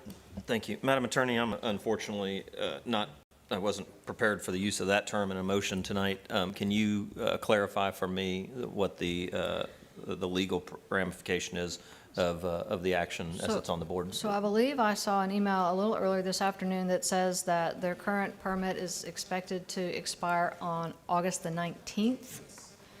And I believe what the commissioner means by his motion is that instead of time continuing to tick off and then expire on the 19th, it would be frozen as though it's still got however many days that is, 14 days left on it, and they would be allowed to continue operating as though they still had 14 days left on their permit until the board sets it to come back. So I think what he's saying is that they can continue as though the permit is still active, still has 14 days left on it, and it would come back at I guess, a date that would be determined after Mr. Day comes back That with the seems like plan. a very reasonable action. Commissioner May, is that your intent? That Commissioner Underhill, that's my intent. I'm not an environmental expert, although you may not like the word environmental racism. I am familiar with environmental injustices that happen, and I do recognize that there are people like Christian that are a lot smarter than me that have PhDs that every day study this, and I don't. And so we just need to get it right. And the problem is that we've rubber stamped so many opportunities to move forward, and we've not taken the time to at least explore it and give people the answers right. Okay, well, it seems like a reasonable. We're not stopping anybody from doing business, Doug. It seems like a reasonable action, particularly if it's tied to our. The chairman's right. We need to decide what the goalposts are on this kind of thing, and the way we do that and is just the do it. study that you've talked about. So And just do it. Yep. Stop talking. I'm done. I'm tired of talking. Do about it. Either we're going to let them exist or we're not going to let them Right. exist. Okay, exactly. We're going to buy people out or we're not. We're going to eminent domain and say, you know what, you're 500 feet from it, and we have to have the political courage to say, you know what, you're 500 feet within the landfill, and we're going to buy your property, and we're going to move you out. That That's what we discussion gotta starts with the facts that come from that study that we've been talking about. So, Mr. Bookman, a question for you. If we were to, it seems to me that if Commissioner May's motion carries, then that would not prevent you from being able to continue to conduct business. It seems to me that that would, I mean, especially since there's no date certain on it, it puts the onus back on us to, that you're allowed to continue to operate as you are until we get our stuff in one sock and come up with a proper, and do our jobs. So it seems to me that this motion, if it carries, puts the onus on us while allowing you to continue to do business. From your perspective, how do you see it? The way I see it is just kicking the can down the road. This county commission has in the past created ordinances, created requirements, safeguards that this particular pit, this particular operation has met. There's nobody complaining about this one particular pit. There are other pits that have not. And what is happening is there's a broad net being thrown over the entire community, if you will, because of a bad player or maybe multiple bad players, as Commissioner Underhill had said previously. As far as this particular applicant is concerned, what you're doing is you're imposing new regulations that really should be prospective, not retroactive. This particular operator has complied with everything the county has asked it to do.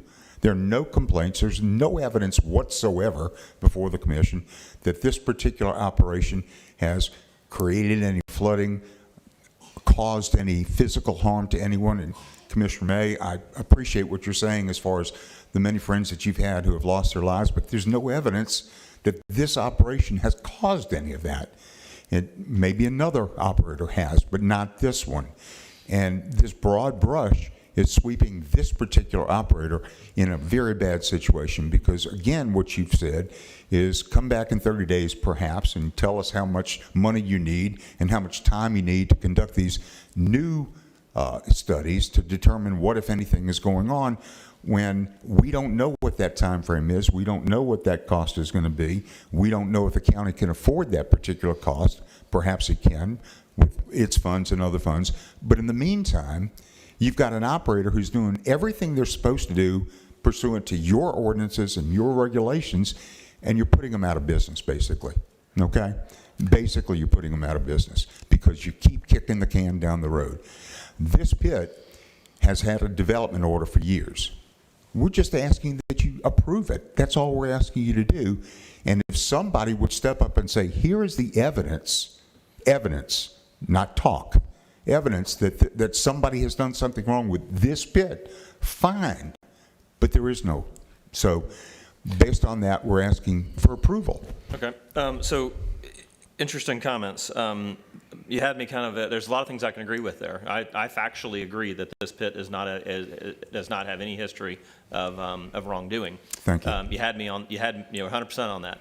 But you lost me at the point where you said that I would eventually be essentially be putting somebody out of business, because what Lumen May's motion actually does is grants an extension of the existing permit to operate really indefinitely, because if you think about it, we don't get anything done quickly.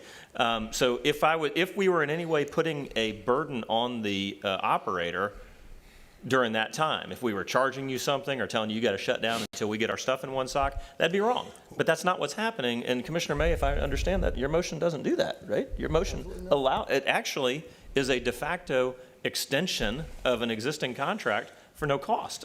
That seems to me to be a very favorable thing from your point of view. Appreciate that, sir. But if we're in the process of trying to find someone to buy this particular operation, that person, that potential purchaser, doesn't know what the future holds because of the action of the commission. And that is detrimental to my client.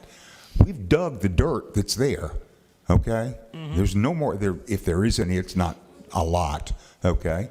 And we want to move forward with the operation of maybe selling it or doing something else. That has been permitted by this county. And now you're imposing additional or potentially imposing additional regulations that, quite frankly, I don't think is legal. Okay? And I don't want to mention I don't want to mention Burke Harris. It's certainly legal for us to study the impact of activities on the no, county. So no question about that. I'm actually probably finished listening to you. So the reality is, what we learned from the 2014 flood and the SWAT that came after the flood was that historically we've always looked at single properties, and this is talking about with stormwater, and handled stormwater on a single property by property point of view. And as a result, we failed collectively. What we now know, because of the studies done in the SWAT, is that we have to look at stormwater holistically in order to be successful as a community. I believe the same thing applies with regard to, because of the high density of extraction operations in the Wedgwood area, I believe that's true of extraction in the Wedgwood area. I'm going to support this motion for two reasons. First of all, it does not prevent you from continuing to do business as you do it today. Now, if there is a purchaser who might not buy your property, your client's property, for fear that there might be regulations later on that are more stronger than they are now, good. Now, so that's not something, that's not an equity of yours that we have a responsibility to protect. And for the second reason that I'm supportive of it, I have no other comments for you, Mr. Bookman. The other reason I'm supportive of it is because we are putting this board on the hook for action that creates the data sets that will enable an intelligent discussion up here to solve this once and for all for Escambia County. All Thank you we're very asking much for your for, time, sir. thank you, Mr. Chairman, sir. I have All nothing we're else. asking for is time certain, not 45 days or 120, time certain. So we Mr. know Chairman, with what's all going due on. respect, and I respect Alan, I can tell you Mr. Avant and Christian would love to speak, and they were limited to 3 minutes. They want to continue to speak. This is not retrospective, it's prospective. We're not impeding on anything that he's doing. I am elected to represent my constituents. And if we're going to continue to have this dialogue, I'm going to ask that you waive the time for Mr. Avant and Mr. Wagley to come up and have this dialogue and to respond to what's being said. And that's only fair. Okay, You know, we have not impeded anything in which he has said. You know, there's no permit that goes into perpetuity for someone to say that because I've been grandfathered in to exist to do something that is not in the benefit of the environment to continue. That's not the question. If there's no stormwater contamination, if there's no water runoff, staff will come up and they will put their engineering license on the line, and Joy will say that, and Tim will say that, and it will be presented, and I will say to those constituents, I'm not an engineer, I'm not an environmentalist, and we'll go. But it is unfair because my constituents don't have a JD, nor do my constituents have millions of dollars, that they are limited to 3 minutes when others can continue to go into a 45-minute dialogue without them responding. I put a motion on the floor. Yes, sir. And by parliamentary procedure, there was a motion and a second, and there should have been a vote. There should not have been any dialogue from the floor. I believe the commissioner had questions. Those were questions that I asked. Those were statements and not questions. Yeah. as a He did response. sort of take some license with Yeah, it, he took but Commissioner Mayor. and I don't have a problem with a problem with Alan speaking. I like Sure. that. But I do have a problem if Alan's going to speak, and I'm going to be able to limit Christian and Mr. Avant and Laffa and those citizens to time. You want to That's go and all. vote then? So I would call the question. All right, let's vote.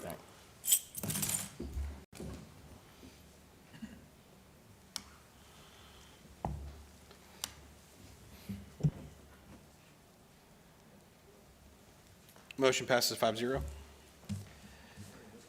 The 550? No. Yes, this is for a renewal permit for Surrey 8 Mile Creek Ball Pit. This is for a renewal. Okay, we have two speakers. Tommy Thomason.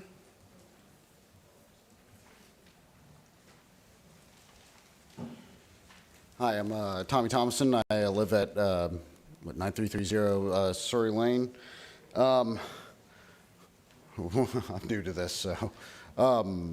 We have a flood issue in that general area, and one of the things that's just happened to come up was this borrow pit at the end of the street that seems to be contributing to the problem. I haven't really worked with anyone in the county. I'm trying to bring it up, you know, that there's a lot of silt and water running off into the surrounding neighborhood, and yeah, we kind of want that addressed. There's other safety issues that are kind of involved with this pit. With the, it's in a neighborhood, so they have a little access road right next to someone's driveway, and you know you have these dump trucks going in and out of there. There's a bunch of kids in the road, you know.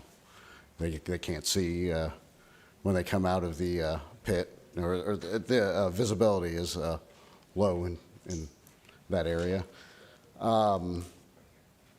Yeah, I'm pretty sure that this pit isn't supposed to be dumping silt into the county pond, and that's creating an issue where surrounding homes have flooded a few times. That's about it. I mean, I don't think that a borrow pit's supposed to be pouring water. I mean, it's a lot of water into the neighborhood, but it kind of needs to be addressed. Sure. All right. Thank you. Thank you. And thank you, and I appreciate it. I don't know if you reached out to my office, but I know someone that did, but yeah, you did. And so I appreciate it. And I'm going to apply the same principle I did, to the last deal, that we're going to, the same things I asked of staff, we're going to do it. So I appreciate it. Second. Is there a particular person I should be talking to within? Well, I think that Tim Dake and Chip Kirstenfield and Joy Jones and Horace are people that you should talk to. But you can always call my office. But I did get the response, and so it's taken, the last 48 hours of me looking into all of this. So I recognize it. But I can assure you, the same questions that applied to the previous petitioner was going to apply to Shuri as well. Okay. Yeah, And if I may, you asked who could you talk to for your first time at the podium, doing fine. So don't sweat that. Christian Wagley in the back. Oh, yeah, that's true. If you want to get involved, and certainly there's nothing that will protect our republic more than people like you being involved. Christian Wagley knows and has probably forgotten more about stormwater management than I'll ever know. And Dr. Calvin Avant, who was a speaker on that previous one. You can Google these fellows, you can find them. They're rock stars. They are. And Christian's in the back. All right. I learned more from Christian, in the last 48 hours than anybody. So, It's fun to volunteer Christian for stuff, isn't it? Yeah. He does a lot of work and doesn't get paid for it, and that's the truth. So, thank you for joining us. All right. Yep. Commissioner Berry? Thank you, Mr. Chairman. Tim or Joy, either one of y'all, before you make your way back to the back. Joy, or whoever's closest. All right, Joy, and I haven't spoken to the gentleman that made comments, but are we familiar, have we had any issues? We did hear from him Okay. last week. Okay. And we've reached out to set up a on-site with him and another lady, Rittenhouse. Okay. And so we're going to do some on-site and check the pipes, make sure, camera those. And also that pond there to make sure that it doesn't need any maintenance, so. Okay, have we had any code enforcement issues out there, Tim, specific to it? None that I'm aware of. Not necessarily, okay. No, sir. Horace, have y'all had the stuff out there? And I only say that, I hadn't heard from from Rittenhouse or necessarily from that gentleman. I was just curious. Horace, No, sir, not necessarily? I Okay. have not. And Commissioner Berry, and I talked extensively with Director Jones prior when people say that, we've not kind of been watching this, and there was not a lot of input that I thought that came from citizens because, I certainly believe in putting things, for a public meeting, although we face COVID, but the outfall, the contamination of water, and this gentleman here, he certainly has reached out. I did not necessarily recognize the extent until meeting with people who know a lot more about environmental issues than me, although I would think that I'm much more knowledgeable than most because of just having to sit in this seat. And so there are just a lot of unanswered questions, Commissioner Berry, and I think it's fair to the gentleman that just came to the podium to at least get those answers, even if it's an answer that may be unfavorable to those citizens. It's fair to get that information out to them. Okay. I mean, no problem. Laura Cook?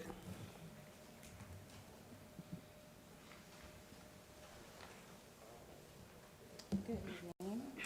My name is Laura Cook, and I've been on 8 Mile since 1994. My children grew up there. My grandchildren are not allowed out of the yard now because of those dump trucks. They speed down the road. They're tearing up everybody's yard. I wish they were not there on that side road. They will not move. They push you to the side. I have water constantly eroding my property. I can't tell you how many times I've had it filled. We're not allowed to call Escambia County on 297 any longer because of the no county maintenance sign at the end of the road. So before you guys approve it again, I would ask that you just come out and drive our road. It's nothing but sand. I have an 86-year-old mom that I refuse to let go out and check the mailbox any longer because there's yield signs, they don't stop. We have a dead end sign, they don't care. We just asking for help. Come out, see the road. Maybe there's another way they can come down the road. I understand they fill the holes that they tear up. The road's flooded, you can't drive down the road because you don't know where the potholes are anymore. So before you approve it, like I said, I'm not in favor of it. If you just come down and take a look at our road, it's terrible now. Thank you. Thank you. Ms. Cook, I did drive down, and thank you for your input. I did drive down, and I do believe that Panhandle and Graydon, Jerry Long are good friends and good partners. And I went there twice and spoke with them. I think that by the time this comes back, your problems will be remedied, ma'am. Yeah, they look at me like I'm crazy. I understand, but I did drive down. I wanted you to know that. Well, I'm I at the did. dead end on the right, and you can come down there any evening, any day, and see what my yard looks like now. I was there today, so I got it, and we're gonna seek to improve it. And I apologize for this being on the agenda without first talking with you. But This is the first time I've ever gotten a card to one of these, and I'm glad I saw it. Yes, well, thank you so much. Thank you. Thank you, and we'll be back. And next time we'll stop at your house when we come down. Call me, and I'll be out there. Thank you, Ms. Cook. Mr. Chairman, I would hope, and I see Tim sitting right there, I mean, those issues that Ms. Cook raised those are issues that are really irrelevant to a pit at the end of the road.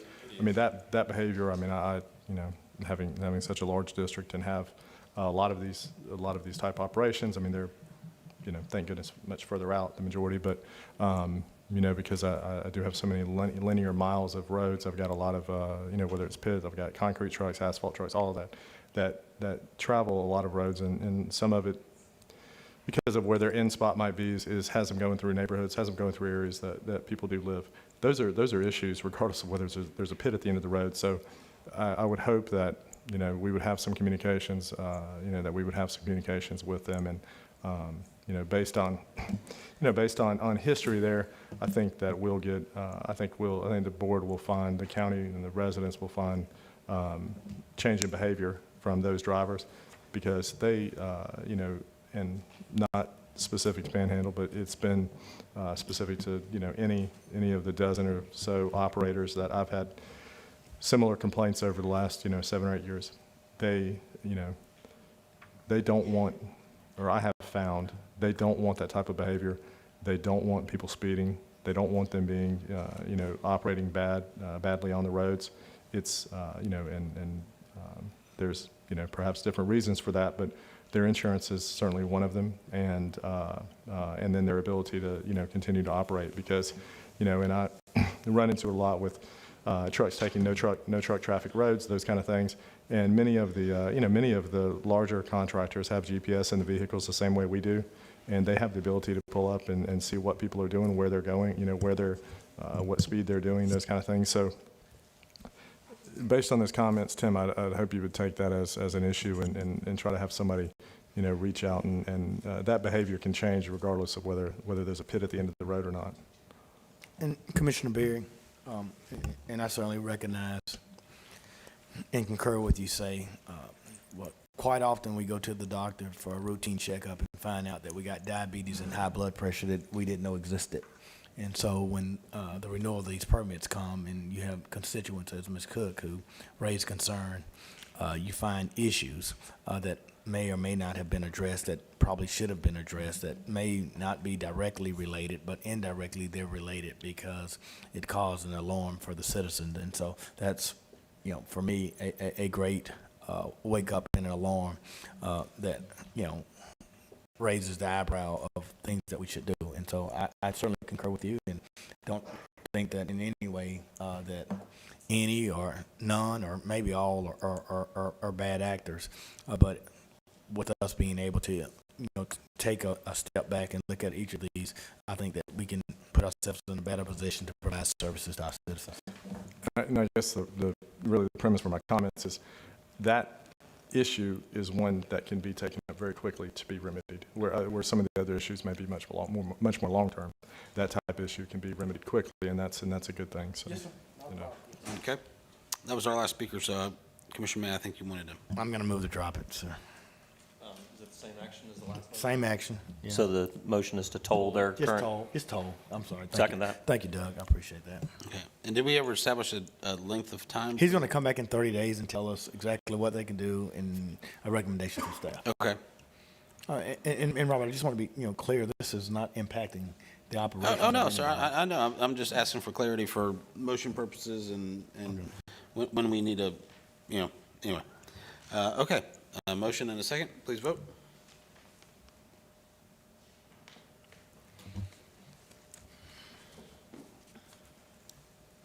So the next one, 551, is All Triple L Farms. all in orders. The 550 passed 5-0 with a motion to toll. 551, 551 is Triple L Farms, again, another renewal for a borrow pit, Triple L Farm, located in 55 East Quintet Road. we do not have any speakers. Thank you, Mr. Chairman. And, similar to some of the discussion we've had, I do have a bunch of these pits. This is one of them that's operating in the area where we want, where the board wants things like this. I mean, it's, many miles from downtown and not, not adjacent to a large citizenry. So unless there's any comments from my colleagues, I'd move to approve this, but move to approve the renewal of the permit. I'll second it. Discussion. Sure. Yes, sir, go ahead. Madam Attorney, I don't think it was lost on any of us who got together and walked out on that as soon as we were done talking about that. There's going to be some there's going to be some legal pushback. And that certainly is their right to do. And I get to spend a lot of time being sued for what I do on this court and on this board. And I certainly don't mind standing up and being sued on behalf of the people that we protect. Is there any risk in handling this one differently? Although it certainly, as Commissioner Berry just stated, it does not. This is extremely different on the ground from the ones in Wedgwood. Is there any risk that we take legally because we're treating this one differently than another one? Well, I mean, there's always a risk. I think as long as you're sticking to your ordinances, your permit requirements, your underlying public policies, and stating reasons and not acting arbitrarily. In this case, you're explaining why you're treating this one differently. You're not stopping anyone's businesses. You're probably as good as you're going to be. No. Well, we've certainly taken some time to have a very robust discussion tonight that certainly articulates the why of where we are in Wedgwood. And while people may disagree with it, you'd be hard pressed to call it arbitrary when we've had as robust a discussion as we have about it. And then for Commissioner Berry to have stated, as he clearly has, and which is, very factual and easily backed up in court, that the same problems don't exist with regard to the one that's before us. It seems like to me that we would be, very well protected from an argument of equal protection and all that jazz. So. Yeah, and there previously had been efforts to try to encourage and give initiatives of some sort to sort of migrate these things out of the residential and urbanized areas. It's just a lot of these are older facilities, and that can't happen. Mr. Chairman, thank you very much for the time on that. I'm supportive of the motion. Yes, sir. All right. Any further discussion? And Doug, I might add, I didn't take a position of opposition. I've just told it, and so nothing has been accepted or denied. It's just told. But the Wedgwood area is urban residential versus a rural area, and I respect what Commissioner Berry says, but he represents a rural area, and I represent an urban area. Yeah, and I think that the legal precedent of the fact that of the government having different rules for urban areas and rural areas is pretty long-standing. So that seems all solid to me as well. And like I said, I feel like we've covered down on all those bases. Will we get sued? Could we get sued? Sure, you can always get sued. But if you're on the right side of the law, going into a courtroom is one of the best things that can happen to you, because you get to have you get to stand up and state the things, and why you did them. And I think in this case, we're in a great position, I think, to be able to articulate that we are executing our duties to look out after those who cannot look after them themselves. Go through a court, we'll have it resolved.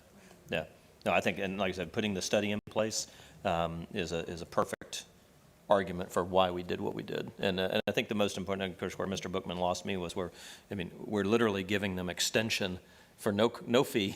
We're giving them almost unlimited extension to their contract or to their existing permit. You'd be hard. it's cheaper for them for the extension, because if they had to renew, they'd have to pay a permit. Right. Now they get to do it for free. Yeah, so I think that you'd be very hard pressed to make an argument that we in any way hurt their business when we basically just extended their contract, or extended their permit for free. That doesn't seem like a harm, so, all right, thank you. And Commissioner Berry, I apologize for taking time away from your issue, but I wanted to articulate very clearly why this is so significantly different. I just used a lot more words to say what you already said. Okay, please vote.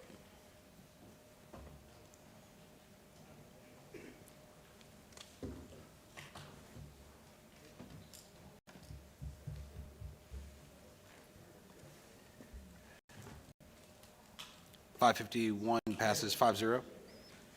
552. 552, it's another renewal for a bankhead, Okay. resource extraction, a renewal. Do we have any speakers We on have this? one. One Kurt, speaker? Mr. Aroney? Yeah. Thank you.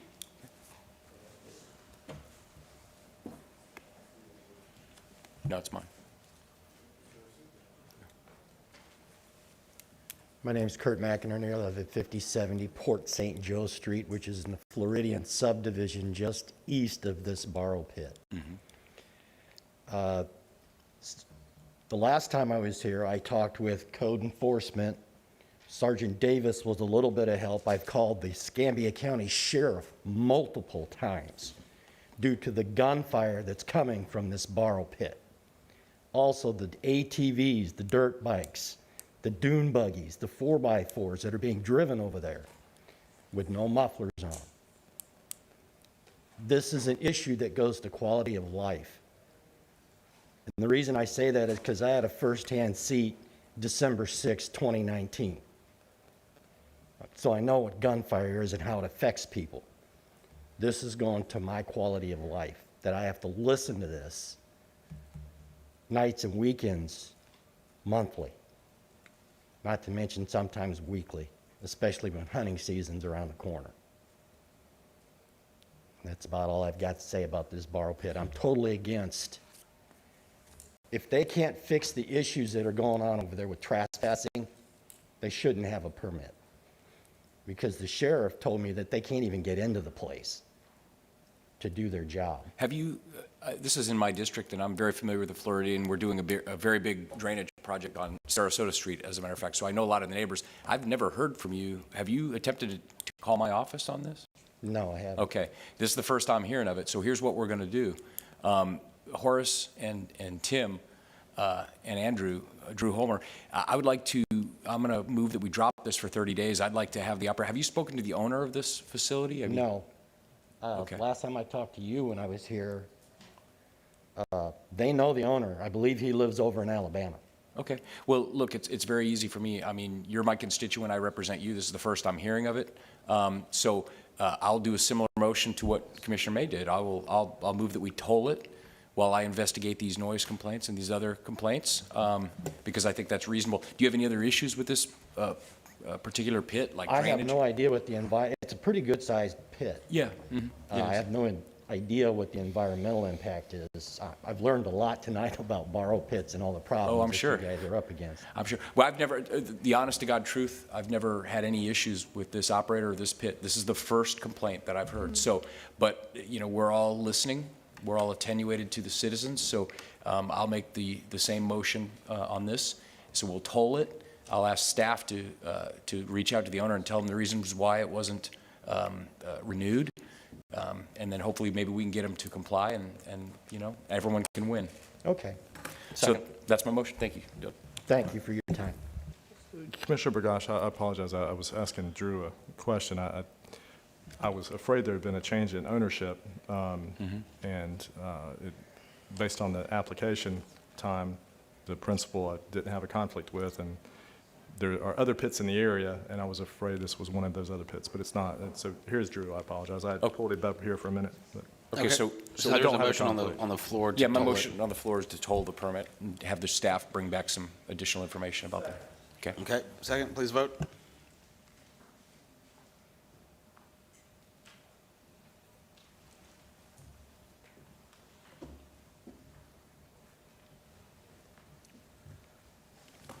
Motion passes 5-0. 553. This is another borrow pit that's in Wedgewood, Pensacola Sand Mine. And number 10 is a yard trash recycling facility, Eagle Beaver, which is in Wedgewood as well. Okay, we'll 9 take and 10 the, are both in Wedgewood. yep, we'll take 553 first. We have any Larry- speakers? Larry Williams.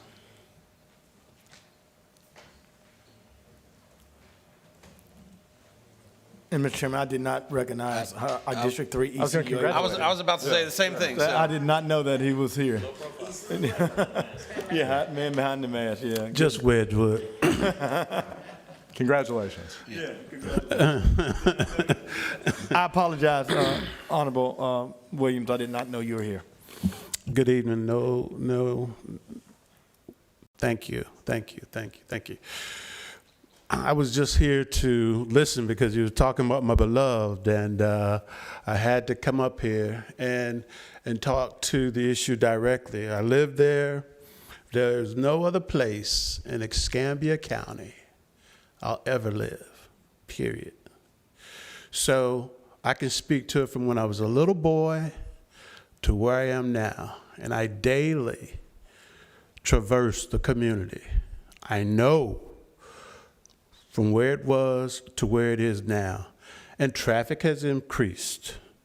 So when you talk about not only the issues as it relates to water, that community, as I know for a fact, have been trying to get fixed with sewer and stormwater for 20 to 25 years. And when you talk about this pit that I'm speaking of now, most recently, at that last big rain we had, it wiped the road out, totally wiped it out. So if it was an emergency for the residents living on the other side of that non-existent road, they were without help. Emergency services couldn't have got to them. So I'm a little rusty from where I was and where I will be by the next time I come up here to speak to you. But I remember from the last time I spoke to you, the issue was we should move all those pits to Quintet, where they're rural, where they have room to grow, where the impact is not adverse on human life. I can tell you squarely that it is impacting our community. But not only that, when you talk about quality of life, they pay $1.7 million to close that landfill. The community received nothing. You're talking about quality of life. You may have closed down a problem, but you had created a problem and started to deteriorate the quality of life through the years. And when it was closed, again, the community received nothing. So their quality of life only improved from the standpoint that there was no more borrowed pits. But in terms of the money invested to enclose that pit, there's no investment going back into Wedgewood. So when you're talking about cooperative neighbors, when you talk about partnerships with businesses, that's non-existent even for those. And the last thing I want to say, because I'm not used to being held to time limits anymore, is that traffic, and we're not talking about air pollution, with a number of school buses that transit through, Wingfoot, UPS, Eagle Beaver, and all these other borrow pits, including the one that was up here earlier. We're not talking about the PM or the carbon monoxide damages that they're doing to residents. And so when you talk about whether they have a part, absolutely have a part. Maybe not on the water side, but on the air side, they do. And I will say thank you and look forward to this discussion being carried on more. Mr. Williams? Mr. Chairman, Yes, if I sir. may. Mr. Williams? Did you say it was 1.9 that we spent? It was, to my recollection, $1.7 million was invested to close that landfill. Yeah, and some of the side effects are that they sublease their property. And so even now, we still have trucks coming down Pinestead, going in the back gate to use that facility. So even once we get it closed, we still have some problems that we don't know about, and nobody's a good neighbor to say, this is what we're doing. This is why we're in your community. They just do things as if they have the right and you have none. So if you can do anything, you can make policy. I know that now. You can make policy that has an impact, right? And so if you want it to be a certain way, at least hold the companies responsible. Historically, that company that I'm speaking in reference to has been flooded. I talked to an owner today, and he bought his property in 1979. Historically, that pit floods that road. This is not new. We've got residents here right now. They said that it's broken down 3 times. Counties put money in it to repair it, but I don't know how much the company is being held responsible.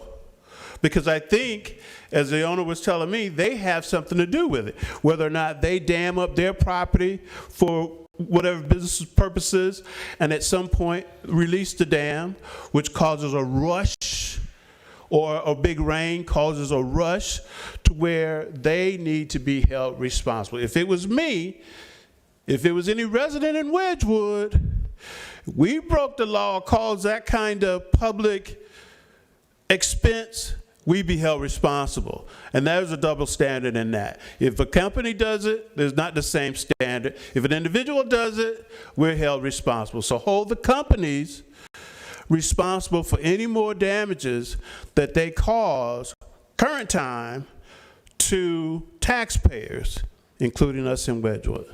Thank you, and I'll tell you, $1.7 million of the people's money that was spent in Wedgwood, for which we did not get 1 square foot of sidewalk. We didn't get a single street light out of that. That's $1.7 million should have gone into Wedgwood for those kind of things that didn't. The company that caused us to have to spend that money owes that money to the taxpayer. But more importantly than that, well, not more importantly, but I'll say on an equal level of importance to that, is I bet you that within a short period of time, Ms. LaFonetta Souls Woods could come up here and tell us how much she's paid out of pocket for medical bills. I bet you that Mr. Lawrence's family knows how much it costs to bury him.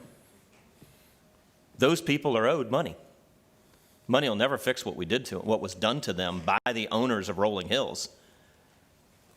But it's a start, and it's a start that is owed. That's where we ought to be. You're absolutely right. When you start talking about we should hold the companies accountable, and we should start with South Palafox Properties and Rolling Hills. Thank you.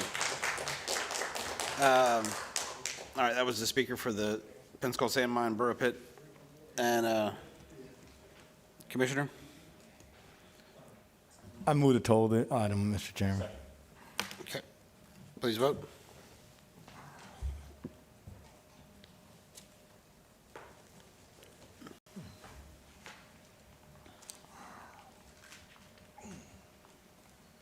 Motion passes 5-0. The 554, George Mead. This is Eagle Beaver Yard Trash Processing Recycling Facility. Just as a reminder, gentlemen, this case is already in litigation. Mr. Mead is the attorney representing the owner. The arguments have been that they're claimed that they have a 5-year permit. This permit, by the county's side of the story, is expired, but it's not due to any lack of action by the applicant. It's due to scheduling issues on our side. So tolling alone from what you've been doing is not going to solve this issue. It needs to either be extended or granted or some other action, but we can talk about that if we need to. Okay. This has, Madam Attorney, this is not for asphalt concrete crushing, is it? No, it's yard trash, but it's processing, so your code is a squirrely thing and considers it the same kind of thing. It's processing, recycling, that sort of thing. Okay, thank you. Mr. Chairman, thank you. And just to be clear, this is not a solid waste landfill. This is a yard trash recycling facility. They turn trees and other yard trash into mulch, and they ship that mulch out, sell it to people, goes in yards. I pitched 20 cubic yards of it myself in North Hill. It's fine quality stuff. They've been doing that with constant monitoring of dust. They've been doing it without any citations after, contentious permit issuance, which some of you may recall. I won't dwell on those points. Our one issue that is remaining in litigation on the permit issue has to do, one, with the violation initially, but in terms of the classification of the permit, you still have it classified as a landfill. And it's not. You have a provision in your code that specifically deals with yard trash recycling, and it's not in, you haven't given us that permit. It actually would be more limited than the permit you ended up issuing. Our client hasn't sought to go to DEP or try to turn themselves into a landfill, for God knows. They don't want to do that. That's not what they applied for. They've been operating as the permit they intended to get and applied for is. And we just want to get here to renew that permit. We believe that it should have been issued under the prior permit with the term that provided, rather than these one-year renewals that the landfill solid waste gets. And so we don't waive that argument, and we hope to have, we would hope that y'all would agree with us and we could settle that point, because I think it should be settled. But if you don't, they've been practical, they've been patient with the county and the staff in terms of trying to look at the code and how to arrange the code and these extensions because of COVID. But we've come to the point we have to get action to continue the operation, and they haven't done anything outside the bounds of the permit, and they've been trying to be good neighbors, keep the dust to the levels that the county requires, and they're putting together a good product, which I think you'll hear some speakers here today, not only from that side, but also from the providers of tree cutting and other yard facilities that like to have this facility to be able to recycle what they produce rather than have to go bury it in a landfill or ship it off out of state and have it burned somewhere, like a lot of what happened with the Sally debris, which seems such a crime in this day and age, what with climate change and all of that other stuff. That seems silly and damaging. So we would hope that you would understand we're here. We hope that you will understand the distinction between some of these other issues that you're looking at. You don't have that here. We just want to continue on recycling material, providing it to the public, being available to clear. If we have another storm, God forbid, this season, they'll be available to do that. And they had to turn away because they couldn't invest in more equipment because they had this short fuse on their permit. Some of this Sally waste and some of the Michael waste as well that they could have taken in had they had a longer permit cleared, that they would be able to invest in that equipment to be able to handle that volume, but they can't do that. So that's our request. Some other speakers here will talk to you, and we ask that you approve the permit as it's currently denominated, and hopefully we can get that corrected in due course through some manner, hopefully agreeably. Thank you. Thank you. Carrie Jaquez? Wave in support, or? Okay. Troy Adams.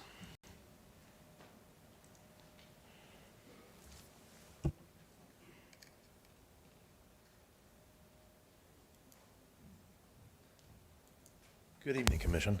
My name's Troy Adams. I actually live in Gulf Breeze, but I do work out at the Longleaf plant. And if they close that plant, I no longer have a job, nor does about 20 other people that are employed by Eager Beaver. This is a recycling center. There's no garbage. I hate to use the word yard trash because it sounds like we're doing garbage. It's not garbage. It's trees and debris like that. It's recycled 100%. It's not going into the landfills. We're not burying it. We're not putting it in the waterways. It gets ground up. It goes to the paper mill. It can go in the bags, colored, and mulch, and go in bulk. You guys can use it in your neighborhood. It's simple. It's not garbage. It's not a landfill. Again, I wanted to come up here and talk about employment because it's my job. I'm 59 years old. If I lose this job, who's going to hire me? Another person on unemployment. So it's not good. Thank you. Pardon me? Well, I know we have jobs with the county available, but I said we have a lot of jobs with the county available, but I'm not saying that's where you need to go. I'm just saying. Anybody out there? We got jobs with the county. Francine Mathis.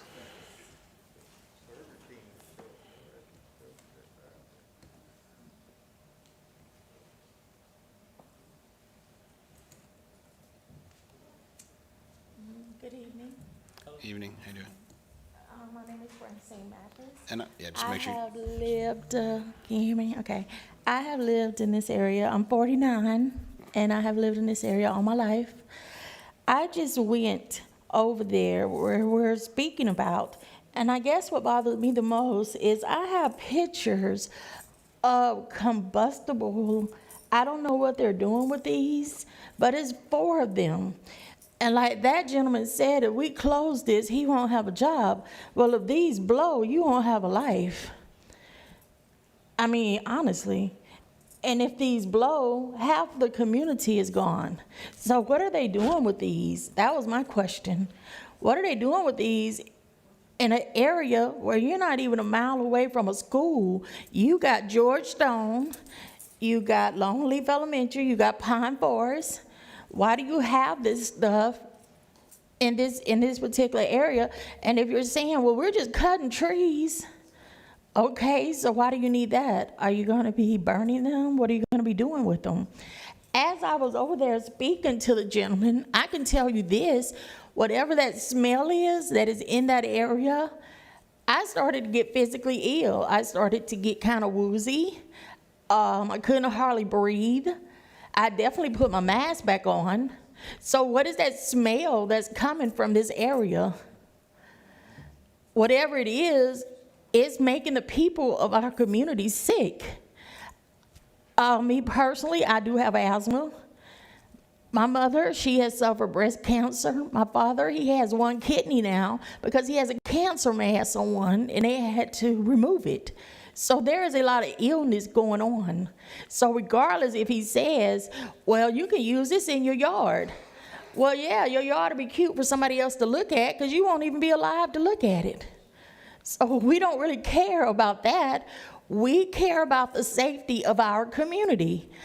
I want to know more about this plant. I want to know why you got these combustible things there that could blow up. And I asked the gentleman, and he says, well, we fuel some of our trucks and stuff like that. I said, but did you see how dangerous that could be?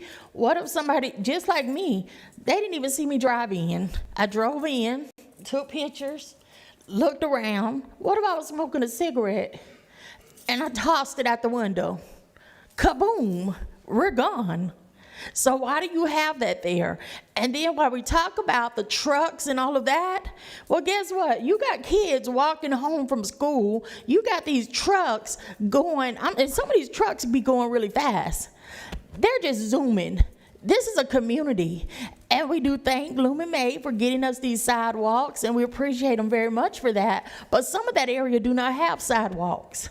So they're walking, and you got these big dump trucks just flying through. So, I mean, it's like you're taking over our community. We have people that have lived there since 1970.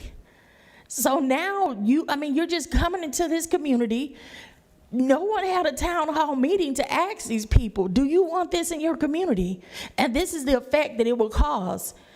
No one asked them this. They came into these people's community, into our community, and they've done all of this, and now we have to suffer for it, and all they can say is, well, if you close us down and you don't give us a permit, we'll lose our jobs. So, Francine, the combustible thing, are they just gas tanks?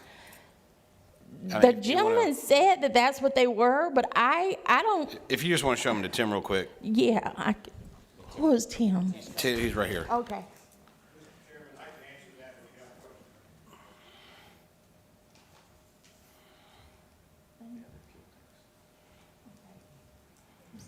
Okay, they're fuel tanks. I agree with, okay, they're fuel tanks, but guess what? You got 4 of them, and you're not even a mile away from a community. Is that safe? I've been around a lot of them in jobs that I've had. I think Tim, are they quite common in? Yeah, the use of the portable fuel tanks are fairly common, but what I can do is go ahead and double check to make sure they're permitted to have them on the site. Okay. It's regulated by the state. Sure. All right. Thank you, And Ms. I'm not disagreeing that it's not common or anything like that, but is it safe? That's my thought. It probably common. It's common to smoke every day, but is it safe? No, it is not. So that's my problem. Is it safe for us?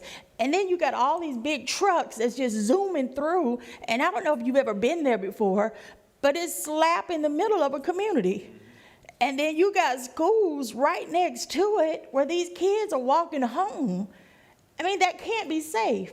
So I'm not disagreeing about them. I'm sorry, my time is up. Yes, ma'am. I'm not disagreeing about let's cut these trees up, but let's do it somewhere else, not in our community. You know, and that's the only thing I have to say. Okay, thank you. Chris Renaud?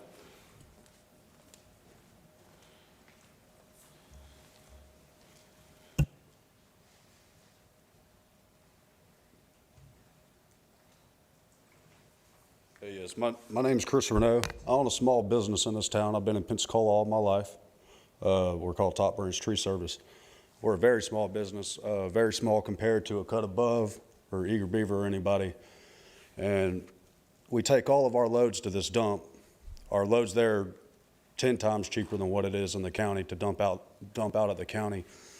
If y'all deny their permit, a lot of our small businesses down here are going to close down. And when we get the next big hurricane and you've only got 3 big companies in town to take care of everything, you're going to wish that you didn't do this. I could be honest with you on that. As far as the gas tanks she's talking about, those are diesel tanks out there. They use that to fuel their trucks up. They also have a non-smoking designated or a smoking designated area where they have to smoke, everybody out there. And when they come into the pit to come dump, they don't smoke in that pit at all. I've watched people get fired. I've watched people get taken up out of there. And I've watched people not be able to dump there no more because of smoking. But I just fear that it's going to take us all out of business, and I've strived with all my life to build my business, and I want to be something big in this town one day. So if y'all deny this permit, it's going to shut us all down pretty much. Thank you very much. James Bradford?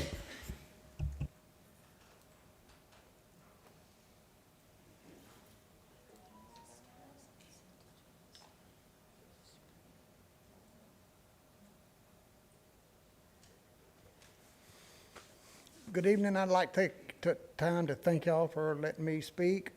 I'm a local tree business owner. I'm an 8-year veteran of the U.S. Air Force. I have a hearing disability for that reason, and I may not be able to understand what you're telling me. I spent 8 years overseas in the Far East protecting the country. I spent 35 years at Gulf Power keeping the lights on so everybody's computers and all would work. Every hurricane, I left my family and I went to the plant to keep the lights on. And I know that I heard some of what the man said. I know that our business is able to dump our waste or our debris or our tree clippings and limbs and stuff at Eager Beaver, and they reprocess it and none of it goes in the ground. I've been out there myself driving the trucks many times. I've got off and toured the facility and everything, and I've never smelled anything. Now that might be due to my military service, but I've never noticed any bad odors or anything toxic. It's my impression that they're strictly above the board, legal with all their permits and everything that they need to do for the state and the county. And I just would like to see it stay open, because if it goes closed, the big businesses that are here now are probably not big anymore because there's no one to work. You know, as I'm sure y'all are very well of,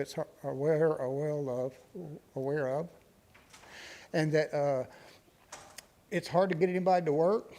We had 19, we now have 9, and you can't really, you can't do a service for the community. I like to see the community cleaned up. I took pride when I was overseas in how America looks compared to a lot of the overseas countries I was in. And if we don't take care of ourselves now, if we don't recycle everything we can, our countries are going to start looking like their countries. And don't get me wrong, there's some beautiful countries and beautiful scenery and everything. But if you don't take care of what we have, we're not going to be able to brag on our country anymore. And that's basically all I had to say. I just ask you to rule favorably on this permit and help the small businesses and all the other businesses for the hundreds of people that are employed to keep growing and feeding their families. Thank you. Thank you, James. All right, that's our last speaker. Mr. Chairman, it's in my Oh, district. sorry, hold on. You got more? Well, I thought it was, but Dr. Avant, did you just sign up? Okay, sorry. I try to keep refreshing it and then. All of the people who just finished speaking in favor of renewing the permit, none of them live in that community. All of them live outside of that community. And what I heard was financial capital is more important than human capital. That's what I'm hearing from all the speakers that just got through speaking. And what we keep saying, human capital, our lives, are more important than any monies that they can make. I don't want to hurt anyone for making money, but I would like to be able to live and have a quality of life that's worth living. And with what's going on, that's not what's happening. And again, we would like for you to continue to do the same thing with Eager Beaver that you've done with the other two pits, so that we can make a real study and understand everything that's happening out there, so that when the decisions are made, they're not made in a vacuum. They're made with clear understanding as to what's actually going on in that community. Thank you. Sure, thank you. And I don't know if you were in here earlier, but we were told that it would be difficult to take the same direction that we've taken with the other ones today because of the permits already expired. So just letting you know. I was going to say, I think the board also received an email earlier.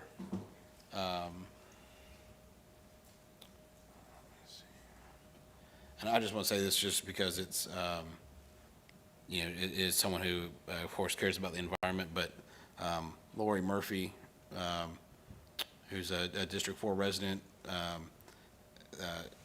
emailed earlier saying that she had gone on site, and although she had, I think, opposed this previously, was impressed by the operation, had used it, had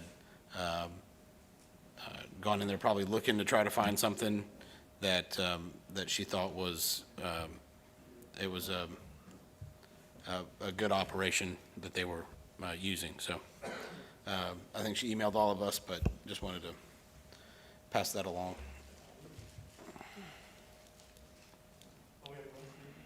No, sir, that's the last of the speakers. Mr. Chairman, I think the biggest win for community is for communication and understanding. And Jacques took me out and to watch his operations, and I think we spoke at that time, and I see Jacques there, about the opportunity of maybe even Dr. Avant and the citizens of Wedgewood getting the opportunity to get on site. And I certainly respect the comments of our former state representative candidate and her comments and her passion, and our ECUA person. So, I mean, I think that there can be a real understanding of what's good for community and what's good for business. And I think that there may have just been, that breakdown in communication, because I'm certainly an environmentalist, but I do understand the dangers of gas and oils and those type of things. But I do understand the natural habitation that exists, that if it's consumed and burned, that can destroy our environment as well. So what I would move is not what we've previously done at all, but I would move to not toll or deny or approve, but to continue this and have Tim come back and have the owners of Eager Beaver to get with Dr. Avant and those citizens in the next 30 days and bring this permit back. No action? Right. I think it needs to be an extension. Well, I'd move that we extend it and ask that that the residents in Beaver Beaver continue to have a conversation and to have Tim Day to do the analysis. I'll second that. Is there a time certain that you want to add, or? Tim, just come back in 30 days. I mean, just extend them. I mean, it won't affect any operations. Okay, I'll second that. So, and I just want to, Madam Clerk, I mean, is that right? Is that it, if it's expired? I wouldn't use the word toll because it's already Right. expired. We're just gonna So extend it. But what do you- Extend it. You extended the, you've now extended It the sounds original like- permit? Right, it sounds like the commissioner doesn't want to do a full, what under our side of the story would be a renewal. It's just, I would extend it so that they are under an active county-granted authorization Okay. to continue operations, like tolling, Yeah, but we- using the word extending. We're just going to extend it, and then Calvin, Dr. Avant, Ms. Brown, and Larry, I would just encourage you, I don't know if y'all done site visits with Yacht, but to do that site visit, and I think the thing to do, and thanks to Commissioner Berry, we were able to, in the Ebenwood area, recognize a recycling and a business that really became a fabric of a community. And I think that there is some intent from those at Beaver to be a part of the community and not a problem to the community. But I think it's best resolved when citizens together can resolve it. And I see you, Ms. Brown. So we would just be extending and not making a decision, and certainly we're going to continue to listen at everyone's voice. And so that would be my motion. Did you, and you seconded that? Okay. Any further discussion? No. Please vote.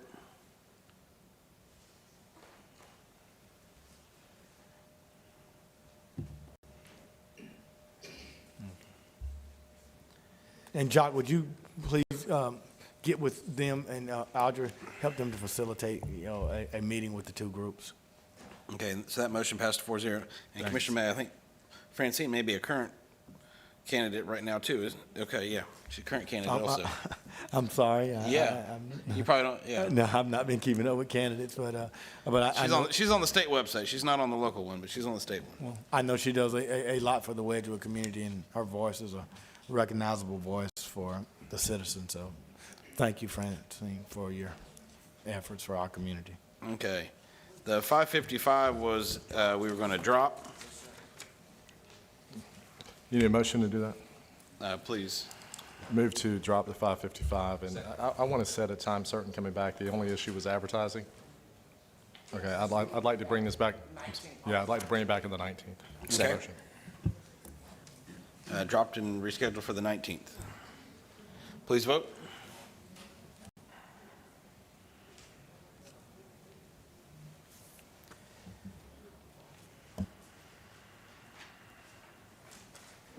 Motion passes 4-0. Commissioner Underhill off the dais. 556. That was the 554. Sorry, the drop was the 555, yes. We did. We extended it. Yeah, we extended it. Thank you. All right, 556. This is property rights element as discussed this morning, either option A or option B. Sure, we have two speakers. Frank, Elizabeth, you want to go first? Transmit to Tallahassee. That's middle here.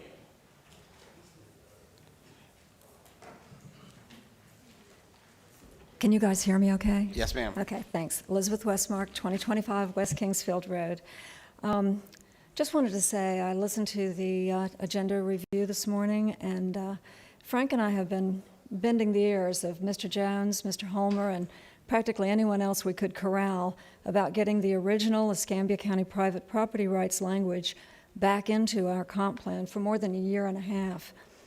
That good language was removed sometime after a contract to rewrite and redesign the county's comp plan was let to Miller Sellon, the same Orlando consulting group that wrote the sector plan.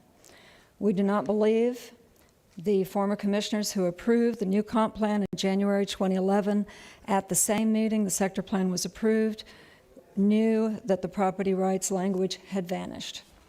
And I have that copy of that contract right here. It certainly was not our intent to ambush Development Services or the Planning Board with a last-minute plea to restore the original language, but we had no choice. When I checked the upcoming Planning Board agenda last Thursday night, I was surprised to learn that an item whose heading was mislabeled, which I have here, was actually about the creation of Chapter 17, a new element in the comp plan that we're talking about now, the private property rights element. That error has been fixed in your backup for tonight.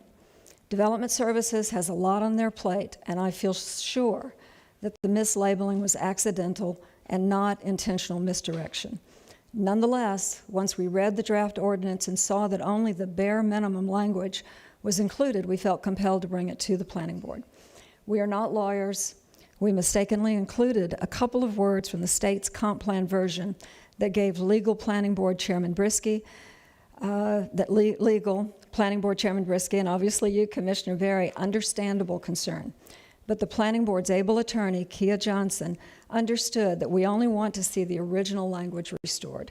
That defect has been cured in option B before you.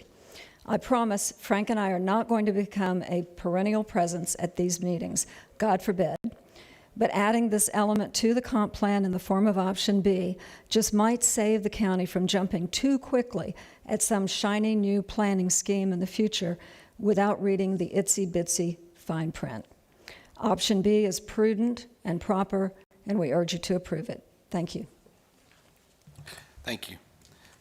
Frank?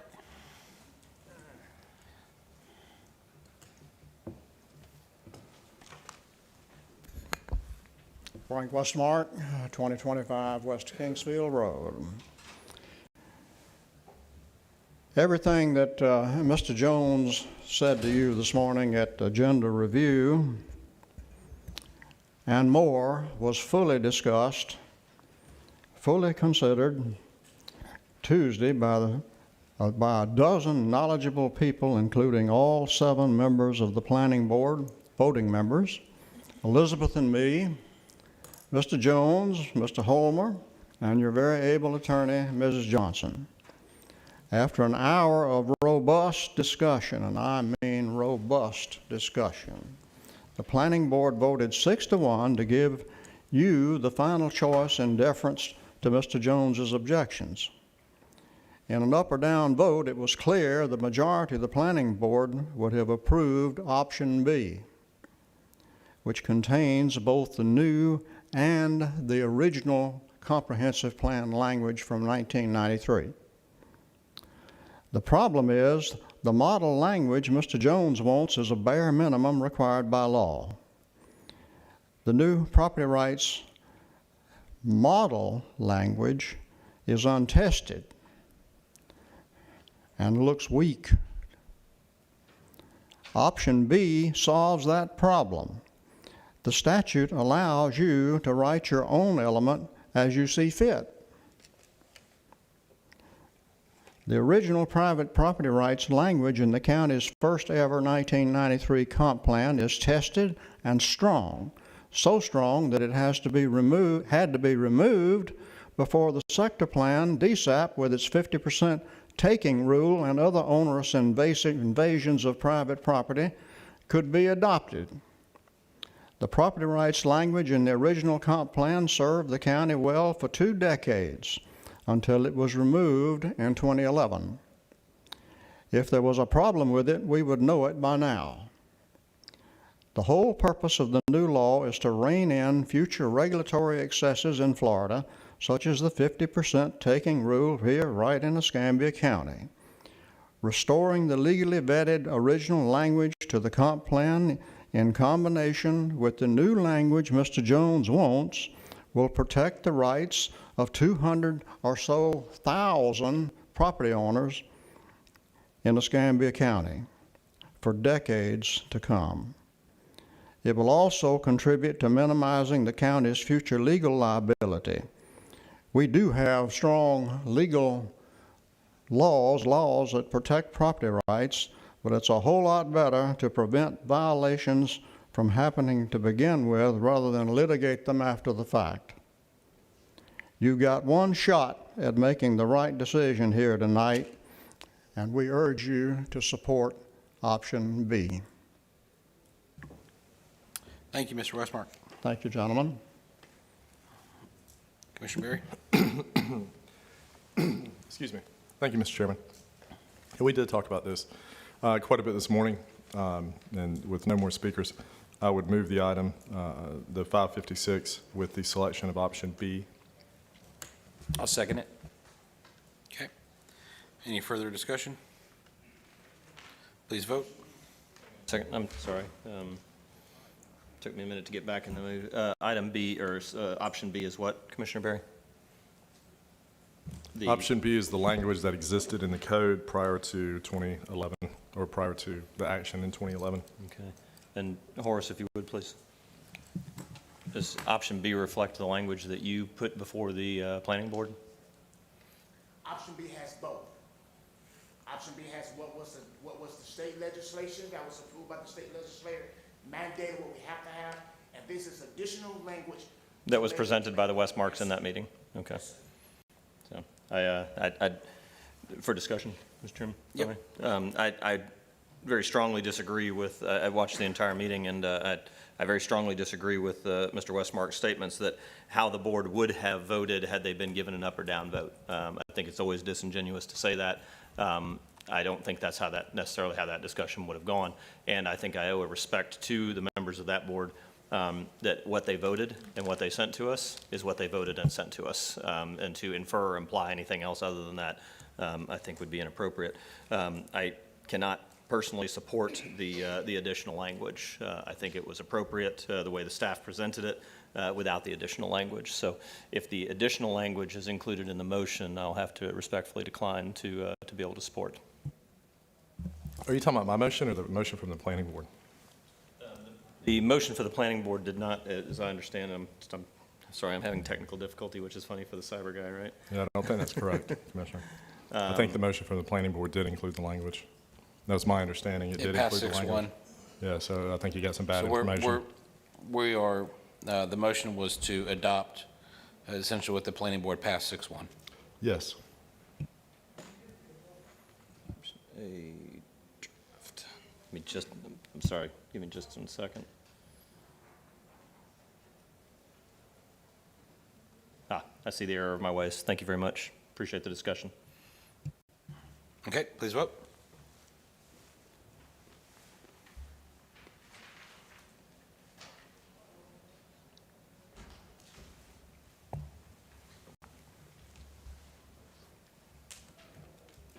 Motion passes 4-0. Commissioner May off the days. 557. Yes. To review and transmit for the order of faith. How many speakers do we 3. need? Yeah, let's hear them. John Callis. Yes,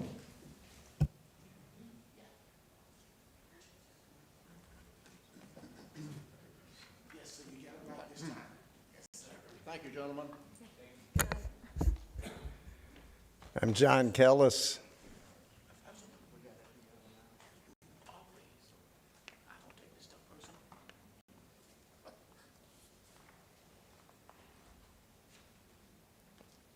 Are we okay here? Yes, sir. Yes, sir. I'm John Kellis. I live in Nature Trail, and I lost 15 seconds because Mr. Berry went like that, and I thought he wanted me to stop. There are a lot of fed-up residents who thought their voices were going to be heard through DPZ, and clearly that's not the case. Over the last 3 years, as I've said before, I've come to a lot of your meetings, your town halls, and your planning meetings. I don't recall anyone ever standing up and pleading for a commerce park, but here I am still pleading for our voices to count. When I look back on the handout, the DPZ handout for the planning board in June, the commerce future land use on the map was rightfully only on your in perpetuity block. The hybrid plan established county comprehensive plan goals that increased economic vitality and served countywide and local needs. But most importantly, it didn't lose sight of the written intent of the county comp plan to improve quality of life. Back on July 8th, at the agenda review meeting, a couple of you trashed the DPZ FLU map, along with another version that staff had developed at your behest with even more red on it because you wanted more red on it. All of this reneges on the compromise hybrid plan agreement, eliminating the fair and square time phasing of certain commerce segments. Again, you ask staff to give you a plan with more red on it.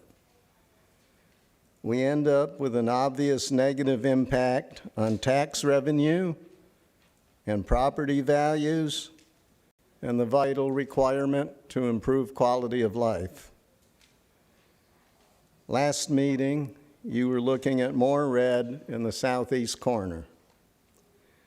The district zone Z3 don't allow any apartments, and the Z1 that you're making commerce in your future land use impairs the future success of how mixed-use urban works.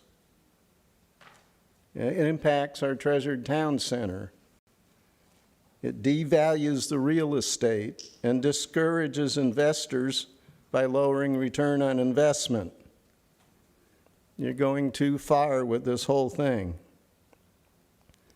Tinkering with the mixed-use urban designation from the Z1 zoned right off a 9-mile road is a true travesty. Don't do it. Future boards should be guided by the will of the people at that time. Honor the compromise hybrid plan. The compromise hybrid plan isn't broke. Stop fixing it. Thank you. Andrew Stewart.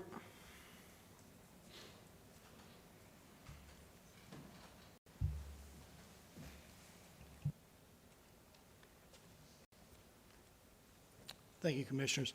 I'm Andrew Stewart. I live in Nature Trail, a neighbor of John's. I would agree with John in his assessment.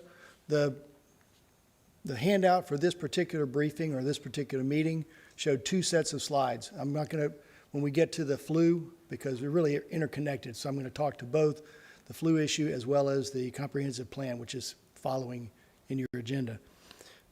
When I look at the two slide deck side by side, the slide deck, the second slide deck that was provided for the flu was shown at the last board meeting. The hybrid plan was already in history, so it was not shown during the last session, but now they're side by side, and right now, one example that I have is that they just don't correlate, they don't match up. And I know that the first slide in the agenda here today showed that, well, it's not going to match up yet, this is the first of two meetings. When we get to that second meeting on this particular subject, there's a couple things we need to understand fully. Slide 3 doesn't correlate, slide 3 on the planning portion does not correlate with slides 2 and 3 of the flu. They don't line up, they don't mesh together in terms of the land use, in terms of the legends, and how you could describe what is going to happen in each one of the zones that is included for the zoning. Slide 6 of the planning slide shows specific codes in the proposed categories, but I would recommend that you provide an actual detailed listing. For instance, I have no idea what MI/SF means. It's listed, but it's not detailed enough for a layman to understand what you're talking about. The zoning, I looked for it, I couldn't find it anywhere online. It would be very helpful to have a slide in the deck that shows exactly what those codes mean. Again, in slide 31, slide 21 of the plan, of the master plan, shows 6,140 new jobs created by this plan. I'm assuming that there's going to be an update to that and that number will probably increase or maybe it won't. It just depends, and that is predicated upon the fact that you've got 5 different zones. You've got to get those 5 zones. Zone 1 has got to be developed in the commercial before Zone 2, at least 80% before you go to Zone 2. So I think what has happened by putting the flu in place as it is now is that you've limited yourself because there's things you can't do because you've got to go through the process of changing a particular zone. And it's laid out fairly well in the hybrid plan. And so the hybrid plan says, here's how we're going to do it.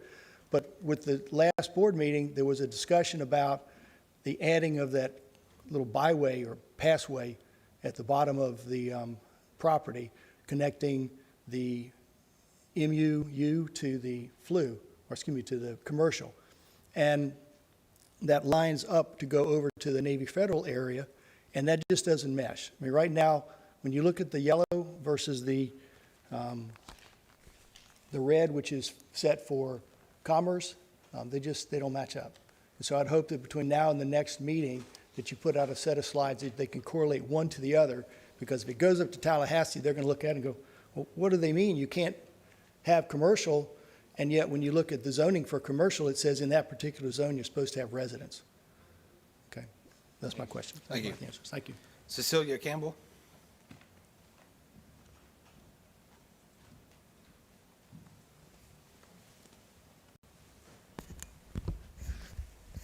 My name's Cecilia Campbell. I live at 5965 Frank Reeder Road, and that's on the far northwest corner of OLF 8. My husband and I have probably the largest length of property line bordering the OLF 8 compared to other residences bordering the flying field. I'll be honest, I'm very disgusted with what has taken place since we left this meeting thinking that we all had a little bit of a win with a hybrid plan approved. Y'all have betrayed many, many citizens of Beulah. Betrayed. Now, I shouldn't be surprised. My family has a long history in working with the county. My mother was a county commissioner secretary for many years. And I don't want to put y'all in the same category with some of the people that have just really, disappointed a lot of upstanding citizens. But when I say betrayed, I'm just sick to my stomach. I was sitting in Seattle with my grandbabies on vacation when I discovered that y'all decided to throw out the plan. I was trying desperately to read everything on a tiny little computer screen, and all I could see is, oh, okay. They have done away with everything that a large group of people had confidence in that we had agreed upon. I believe there was some integrity in this board until I saw that. And I can't believe y'all have decided to throw out everything. And, but the county commissioners know so much more than DPZ. Listen, I sat here in meetings, and I'm not a politically motivated person, but I sat here cringing, saying, that's a lie. That is an exaggeration. Why is no one checking facts on what is being said in this meeting? I don't understand how people of integrity can let this just fly the way it is. There were things that were exaggerated. I mean, the jokes about DPZ emails, that was a joke. I was one of the ones forwarding emails, and we were told that we had access to DPZ. I can't even begin to explain how disappointed I am. And most of the people driving down either 9 Mile Road or Frank Reeder Road, we saw those little signs out there that they were going to be making some changes. We thought, oh, they're doing their job. They're doing just what they need to get this thing rolling. Hurrah. Well, no one flies off the edge of 9 Mile Road and goes and reads the sign. Do you know that the only ones that got a little blue card about this meeting tonight were the people who live within 500 feet. I was on vacation. Oh, I got the card. We were the people who were within 500 feet of OLF property line were told about this meeting tonight. to find out that y'all have trashed everything that we had confidence in at the last meeting. And I'd like to understand, oh, there is another meeting? Well, thank you, Commissioner Bender. At least you were asking your board of county commissioners to have a committee of the whole meeting at least. I know my time's up. Thank you, Mr. Chairman. Yes, and we had this meeting a month ago, and I'm not speaking to you. I'm not speaking to you. Your time's up. And we looked at a map that did not match with what the board and many of us thought. We had a tiny little strip of commercial in the front, and so we had a very thorough discussion a month ago. A lot of people were watching. And by the way, let me just set the record straight. We are absolutely 100% not, with this action, violating any tenets of the agreement. The zoning is going to be just as we negotiated it for the hybrid plan. There's two separate things. What we're doing now is the future land use, which goes to the state. But all those zoning designations, the town center, we were very careful. We're honoring the compromise. Let me just say that again for John. We are honoring the compromise. No one is taking anything away. No one's changing the deal. We're not doing the Etch-a-Sketch. What we're doing is finalizing a process so we can finally close the loop on this project that's been multiple decades. And I get it. You guys are not happy. I live across the street. I'm not happy either. I don't know anyone who's happy with what's happened with this. It was supposed to be a jobs project. Some special interests got involved and they yanked a bunch of different directions, and now we have this. But it's called a compromise. No one's going to get what they want. Everyone will get some of what they want. Everyone will have to take some of what they don't want. But this is the next step in the process. So it's disingenuous to say that we're trashing the plan. That's not true, number one. That's a lie. Number two, what we're doing is we're adding a future land use element at the state level, which comports exactly with what we're going to do next, which is adding the local zoning designations. We're going to have a town center. It's going to be tremendously dense. And believe me, the residents in Beulah that I've spoken with, and I know, Cece, you've lived there a long time, I have too, and a lot of residents in Beulah have told me point blank, they don't want high-density residential. They said there's too much, and it's destroying our ability to keep up with the infrastructure. They've told me that. So guess what? They're not happy with me either, because guess what we're going to have? High-density residential on there, which I never wanted. But again, it's part of a compromise. Everyone takes a win from what we're doing here. We go with the spirit of what the project was originally. We're going to create some jobs. But we do it very tastefully. We brought in DPZ. If you read the backup, and I did, 900 pages, there's a lot of information in there. We were looking at everything from the environmental impacts, the wetlands impacts, all the work that DPZ did. It's very thoughtfully laid out, and we're going to honor that work. We're going to have all of that in there, all those zoning designations. But what we're doing now is very important in the process. We've got to get this part done. There's 2 hearings. I was asked last month to go back and say, what can we do to honor what the board wants in terms of commercial on the frontage of 9 Mile Road, preserving a majority of the commercial and not mixed-use urban, because mixed-use urban can very easily turn to, with local decisions, more apartment complexes. By the way, I was just told today, another large parcel not far from this field that's currently zoned commercial, the owner right now is pushing to get it changed so that he can build apartments. That's what everyone wants to build out there, apartments and residential. We've got too much already. I know that because I've lived there a long time, just like you have, and you've seen the massive residential growth that's overtaxed the infrastructure. So the good news about all this is nobody gets 100% of what they want. Everyone's going to have to take some of what they don't want, and we're all going to get a little win. There's going to be parks. There's going to be green spaces. There's going to be shops. There's going to be some residential, right, your little town center, but we're also going to create some jobs. But we've got to do the hard work. So there's 3 or 4 people that came to this meeting tonight. We'll have another meeting in a month. But I want to close the loop on this. What we're doing tonight is setting the future land use. It allows for everything DPZ wants to do. High-density residential, commercial, mixed use, the town center, all that stuff, the phasing, the green spaces, the trails, everything. But we've got to start the process. So, I want to move this thing forward tonight. I hope I have 3 votes to do it. This has been a multi-decade evolution. It would be nice to demonstrate to the citizens who financed this to the tune of $18 million. It's not just District 1 or Beulah. It's every man up here, and every citizen in this county is a shareholder in this undertaking. We've recovered $4 million. We're $14 million in the hole. If we keep kicking this down the road and workshopping it and going over and languishing and never move it down the road, we're never going to recoup that money. The market's red hot. The time to act is now. And we're going to move this, I'm going to move this forward tonight. I hope I have 3 votes to support it. But I have to make sure that people know what's been set up here is not true. We are not going back on the compromise that we made. We are just fixing something that was not right in terms of future land use. All those zoning designations, no, you've already had your time. All of your zoning designations will still be in there. That is absolutely not true. So I won't let that stand. I will always question it when people say things that are not honest. Because I spent time with our staff. I spent time with DPZ after the last meeting, and we made sure that what this did comports with still allowing all of those zoning designations. Now, it does not permit all the residential that probably could have happened if we didn't have as much commercial as we do. But again, I get back to what's important. We're going to have some, but most people out there don't want any more. So I'm trying to limit it while preserving the compromise of the hybrid plan. So that's where we're at right now. And, I'll be ready.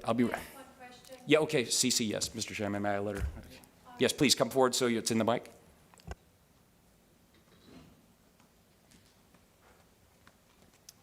It appeared on what we were seeing online, very difficult to read, but it appeared as though all of those phased-in designations were done away with. It was all one big red block, and it appeared as though there was no phased-in, like after the interchange, we understood that that's 15 to 20 years. It was blocked in. It's all in the backup. It's all in there. This is just a future, this is a different issue. This is just one. This is future land use. You're talking about the zoning. It's 2 separate things. Yeah. Because it was very confusing for us to read. It's 2 things, but it's... Because it appeared as though everything had been thrown out. It hasn't. The underlying zoning is still the same as the hybrid plan. Joe, can we show the slide so someone could someone show it? It's in the backup too, by the way, but we'll go ahead and let's get... Well, what was difficult, there was all kind of things written on my property that I couldn't even read. Yeah, well, he's going to put some slides up that hopefully will, illustrate that for you. So Okay, so that's that what... the other people who are interested in knowing this will know what's going to be discussed at the next meeting then. This is the hybrid compromise. Every zoning district that's there, that DPZ came up with, is still there. This is the zoning districts for the compromise hybrid plan. The zoning is what goes underneath the future land use. The future land use is the overall controlling. Because what we got was all red. We didn't see. Right. That's the future land use. That's the future land use. This is the zoning map. That is commercial future land use. That's why the big C labels are on there. Underneath that, you still have those same zoning designations. This is the first step, is getting the future land use changed. So the hybrid plan has not been totally trashed? No, ma'am. Not even close. No, ma'am. Because that's what everyone who saw it thought. Well, hopefully you'll explain it to them that now you know that that's not true. Hopefully you'll say that on the Beulah Scoop. And so actually, and this is They where don't even let us talk about it on the Beulah Scoop. This is where political. I agree with the rest of the board in that by bringing the commercial future land use down, especially into the Z1 area, that's actually requiring that there be something other than residential there. So that's your, so de facto, we somewhere said that, hey, we want the town center to be on this east side. So that requires 51% cannot be residential. Right, and a lot of people were pointing fingers at our group saying we wanted more houses. No, we wanted more amenities for our This allows it. community. That's Yes. really what we wanted. We're not necessarily, we were never pushing, we were upset about how D.H. Horton could come in and cut down all of the trees and put in 237 rental houses. Well, exactly. We were Look, not happy with that. We wanted this for our children. We wanted our children to move here having something that we did not have when we were raising them. And that's why we made the change, was so that it would at least initially have it to where they would have to put in some amenities and some restaurants and some shops and things like that, and that it could. Soccer fields, baseball, I mean, the things we go, They're- the I mean, things that's we go other up into zonings, but Del sure. Rose, Tennessee, and they have, the whole town has this fantastic facility. We Cece, don't we're going to have all of the that. above. Look at that green part right there. It says CZ. The part of that that is not covered in wetlands, that's where we can have things like that, parks. If you read the backup, Cece, I would ask, go read the backup. It's incredible. It's a lot. There's 900 pages of it. You can go link on it right now. This has been, so this has not been done away with. It's No, just this been- is what yeah, that's why you came up and said that. I'm like, what is she talking about? No, this is a separate, I'm just showing you this. We're keeping this. Every single one of these designations that DPZ brought forward, we're keeping them. Well, we just kept hearing that DPZ was out of here. We don't want to hear from the last word I heard. Well, I did say that. That I you did didn't say want to that. hear from them again, and that you were not interested in what they had to say, is what we interpreted it to be. Well, see, that's that everything was thrown You're away. very selective. What else did I say this morning? I also said I had to give them props for the great work that they did. Oh, well, Yeah. I See, didn't hear that.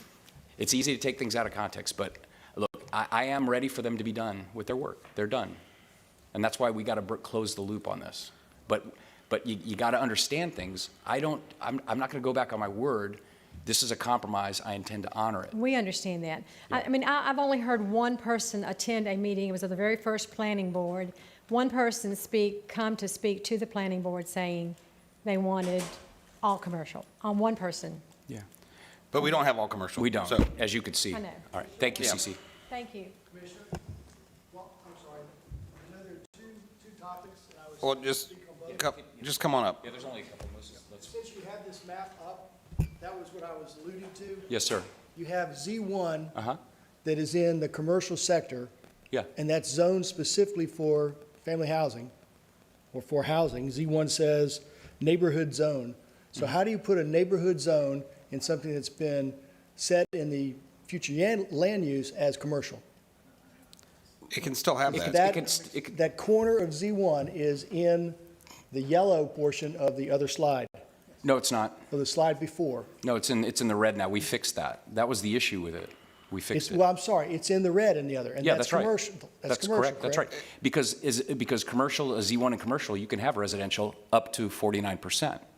On the Z1 that's in the future land use, the triangle in the middle, you can have up to 60 units per acre, and you can have 100% residential. So the board wanted more commercial type, amenity type stuff on the frontage. And if you have the future land use as mixed-use urban all over the frontage, which it was last month, that's why we fixed it, that's why it was a non-starter, you're going to have giant four-story apartments right on the frontage of 9 Mile Road, where people like us want shops, restaurants, and amenities. Okay. That's the reason why we fixed that. So the Z1 in the lower right-hand corner Yes. is going to be used for It'll be, it can, shops, commercial vendors with above them. they would have the ability to do that if they did 49% or less residential That's correct. in that section. And we did that by design. Okay, and so that's the thought there. So that adds to the community center. Of course it does. Yes, sir. Yes, Those would be absolutely. restaurants or something like that. Yes. On yeah. Palafox We just Street. don't want an apartment complex right on 9 Mile Road. And I don't think anyone in Nature Trail does either, John. I know the people I talk to over there, my friends that live in Nature Trail don't. They think we have enough apartments already, and I tend to agree. So We want restaurants, we want a post office, we want things like that on the frontage, not a four-story apartment complex. That's why we've done this. So if you think of what's in this bottom right is you could look at Southtown and how they have the bookstore and the Angelinas, and then they have, No, that, I got it. Exactly. Once That- you that would- clarified that with, and that's, Yeah. but I was understanding it as commercial, and I thought, well, how can you have something zoned as residential in a commercial? So it's a little bit funny, Commercial future land use, right? if someone wants to do residential and commercial future land use, they can, but it has to be part of a predominantly commercial development. Right, and vice versa. 51%. Forces that Right. mixed use that the Right, plan and is looking. Same way that mixed-use urban can do some other commercial stuff in it. But Correct. you can have purely but you can, residential. in right, that. you can have purely residential, and that's, again, my comments this morning was that this left side of Z1 You still will be able to. And that's could where, have 100% residential. I got it, and 20 acres. that's where I was asking for, clarify the zones, what each one of them means, the individual little letters, like the MI/square, well, that's all in the backup. I would point you to the I went backup. all the way to the back, as far the back as I could go. All the slides that you've posted for this meeting No, there's a significant backup. It's called the working case file. If you Okay. click it, it's hundreds and hundreds of pages. It's got the wetland study, it's got the environmental impact study, it's got all our, You'll show me what- you'll show me how you go. yeah. And I strongly suggest that everyone read that. Obviously, folks came tonight, God bless you for coming, I'm glad you're engaged, but no one read it. Well, we didn't I read all the way did. to that because I never found it. And Well, keep in mind, this is, tonight, what this is about is the future land use. Yes. Not the individual. But there's zoning. two That things for comes tonight, later. future land use and the plan text itself. change to the comprehensive plan to allow what's needed for this in the future. And I will point out to the folks who, the next item, after we dispose of this item and transmit this forward, the next item is where we vote to approve these enhanced. Right now, the zoning districts that we're doing on OLF 8, they don't exist in our code, so we have to transmit that to the state. That's the next item on the agenda, and that's where we do these 60 units per acre, big things that are not even in our code, so that we can build the town center that's part of the compromise, John. Okay. That's the next thing we're voting on, and I'm going to make the motion to do it, right? Because it is a compromise that we're sticking with. Okay, all right, All right, thank you very thank much. No, and yeah, I mean, Jeff, I just want to clarify. I mean, this is not changed from the hybrid, this is still the hybrid plan. And really by bringing that commercial flue down, it's somewhat, it's tried to protect that community center. I mean, the town center. The town center. So, and I agree with that. And like I said, my point this morning was to see about expanding that to make sure we had more of it. But anyway, any other comment? No further comment from my counterparts? Then I would move the 557 in the affirmative. That's my motion. Second. Discussion? Yes, sir. Thank you, Mr. Chairman. Very little question that there's, that this action tonight has does have the potential impact of protecting the town center and sort of incentivizing a future in which that town center gets built. Likewise, it has some concerns that it has an appearance or has the potential to also put our thumbs on the scale to move back toward a higher density of industrial commercial use. But I think that the benefit of toward protecting the town center outweighs the risk of the other when you consider just how, I mean, we don't have a very good track record of building industrial in this town.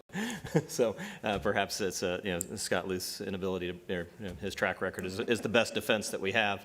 I would say to the people of Beulah who want the town center, this is just the beginning, and you guys have got to really focus and really rally your community on building that town center and getting that, incentivizing that. It's a prosperous community in Beulah, and you should have the socioeconomic status to be able to interest the developers that build that kind of thing. Every day that the town center goes unbuilt is a greater risk of ending up with a larger density of the commercial industrial that you didn't want. So I'll be voting in favor of the motion. It has some risk, but quite frankly, everything we do up here does. And strongly recommend and join my commissioner from District 1 and my peer who says, read the backup and get very, very involved. Some of the things that were said, the fears that you have are very valid fears, and you should stay engaged. Once this is put in place, immediately, those who do the developing are going to want to and look for, carve out special treatment, a little bit of, just need to, shave a little off of here or pick up a little over there. And you should be keeping an eye on this as if your quality of life and quality of place depend on it, because they do. Thank you. Okay, please vote.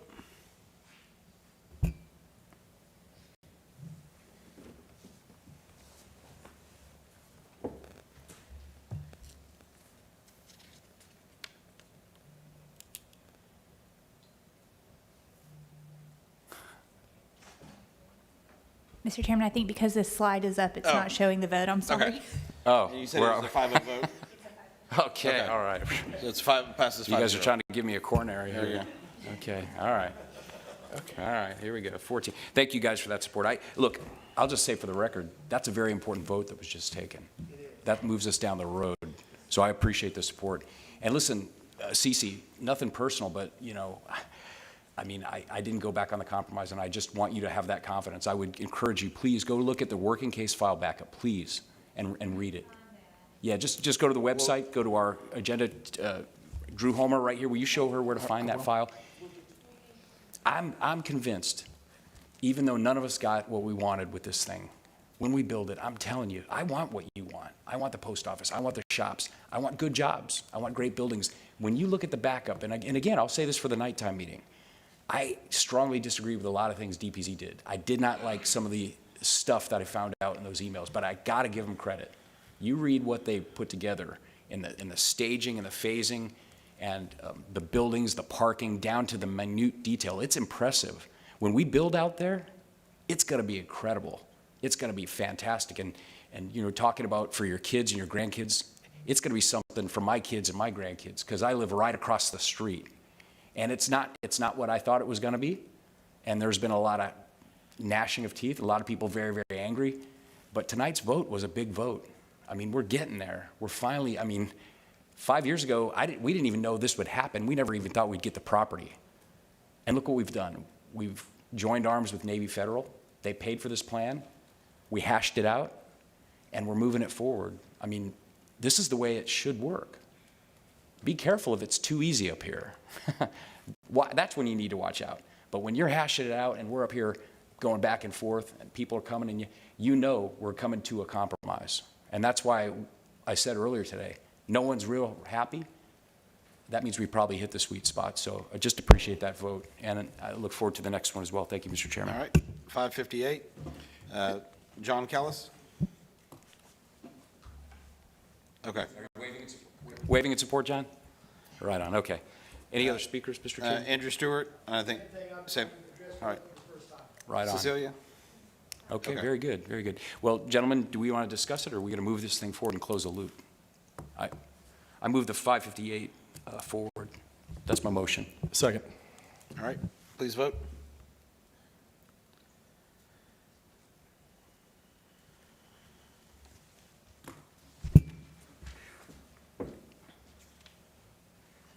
Thank you, gentlemen. Thank you. Motion passes 5-0. Apologize. Mr. Chairman, I move the consent agenda. Second. Please vote.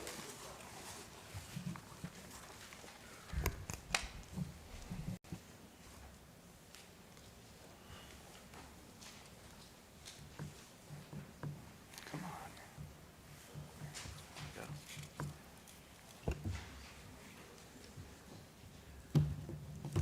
Motion passes 5-0. Now for the rest of the meeting. Mr. Chairman, there are 11 items on the technical public service consent agenda. There are no changes. Okay. Did we pull anything? We did not pull anything from Car 1. Any speakers on anything? No, sir. Move the entire Car 1. Second. All right, please vote.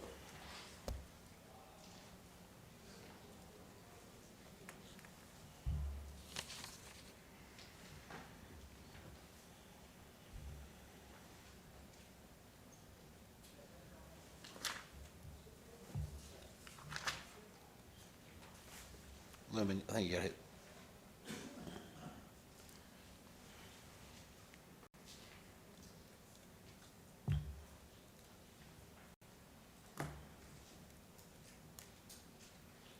Car 1 consent passes 5-0. Car 2, we are holding one for a separate vote. We are holding 2-1 for separate vote to make the changes that were made this morning. We're also dropping 9, 14, and 31. And we're also holding 36. Okay, because and that's also, I think Commissioner May's adding on that one too. Okay. So we do not have any speakers. I'll move the balance. Second. Please vote.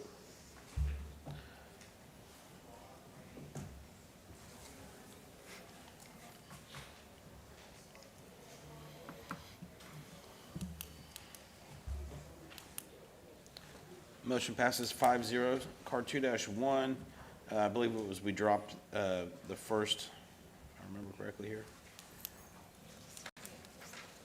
Yes, we dropped the first applicant and just kept the Jones and Lee. And that's an A and a. Mr. Chairman, I move the item with the deletion of the reference to the Morrison grant. Second. Thank you. Please vote.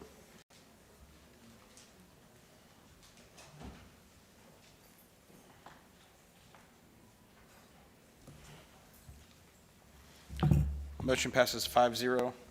Item 36 is to include the $1,000 from Commissioner Bergosh and also Commissioner May, I believe. Commissioner May, you doing the 1,000? Yep. Okay. Fantastic, thank you. Move the item. Second.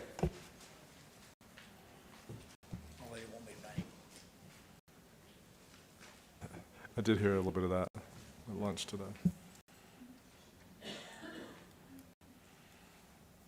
Motion passes 5-0. Car 3-1.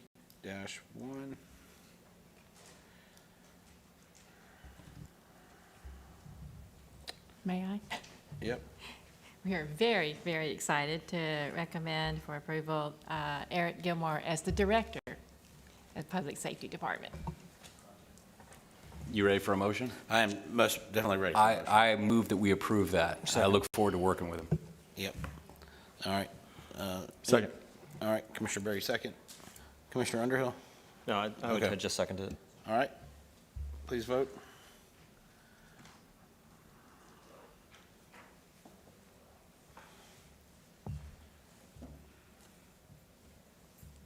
Now you got to come give a speech, though. You ready? Now, motion passes 5-0.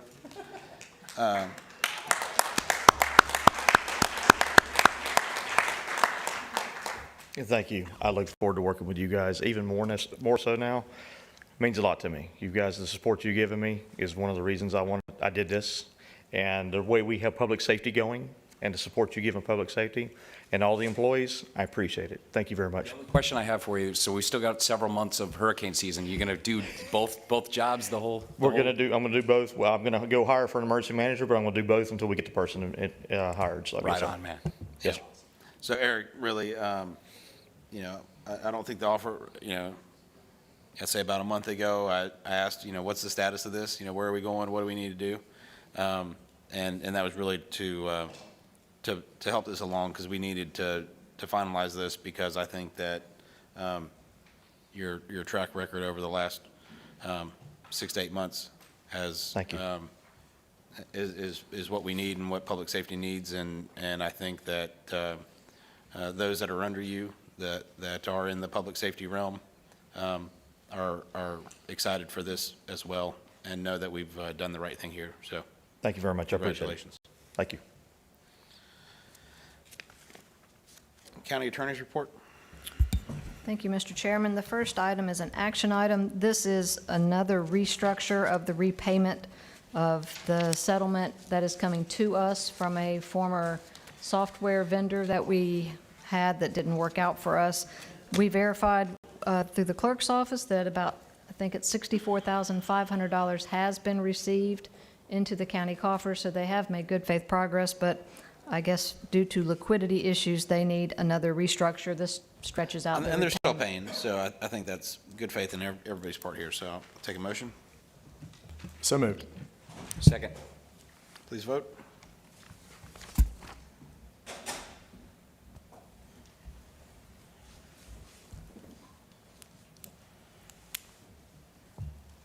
Motion passes 5-0. There is an information item. This is just bringing some information to your attention. Kristen Huell has made some significant milestones in the last couple months, so I just thought I'd bring some of that to your attention. I don't think it's necessary to take a vote on that. And then the discussion item is at the request of Commissioner Bergosh. Okay, Am I up? Yep. There will not be any stopping of the cartoons and the editorials that were hidden about this plan. And we paid for a written attorney's opinion, which we've now received, which is very, I think would be beneficial because it supports the fact of what our attorney said, in that whether or not you agree with the amounts or the percentages, that the practice is legal and it's well-written. I requested a shade meeting because I was told it's work product and I couldn't release it. People have requested it of me. And like I say, this isn't my issue. I take the pension plan. I've been in the pension plan since 2006. However, the disingenuous cartoonist and their editorial board keeps conflating my pension in with this plan. I did not take this plan. So look, I want to release the opinion that we have, and I want to talk about that because here's where we find ourselves. There's one narrative out there: it's illegal, it's illegal, it's illegal. Well, our own attorney has said she believes it's legal. We've paid a very expensive, high-end government firm out of Tallahassee to look at the issue. They've sent us a very thorough, detailed, written opinion saying it is legal, but we're holding that, and meanwhile we're getting pummeled in the news. So. If you guys don't want to release it, at least I want to know that. Because I'm told that we shouldn't do it. We shouldn't release it. I don't know why. Again, I don't take this plan, but I'm in every cartoon. I'm on the Wheel of Fugitives. I don't take the plan. He doesn't care. Because with actual malice, he's trying to put me in a false light. There's no problem with the pension plan that I'm in. There never has been. And I've asked one question since the beginning of this. Is it legal? And we've got our opinion, and I'd like to put it out. And if we're not going to put it out, we're going to continue to get pummeled in the paper. I'm going to continue to be pummeled, even though I don't take this plan. There's two issues here. There's the amount and whether it's legal. Now, I think it's a problem that this board should solve. I think it's our problem to solve. And frankly, I believe it's your problem to solve, since you're the ones that are in the plan. And there's that. But the other issue is it legal or not? And I think if we put this opinion out, I think it would calm some of the voices. And then that would let us do what we need to do, which is solve the issue. Whether we fix the percentage or whether you're allowed to get back into FRS, or whatever the case might be.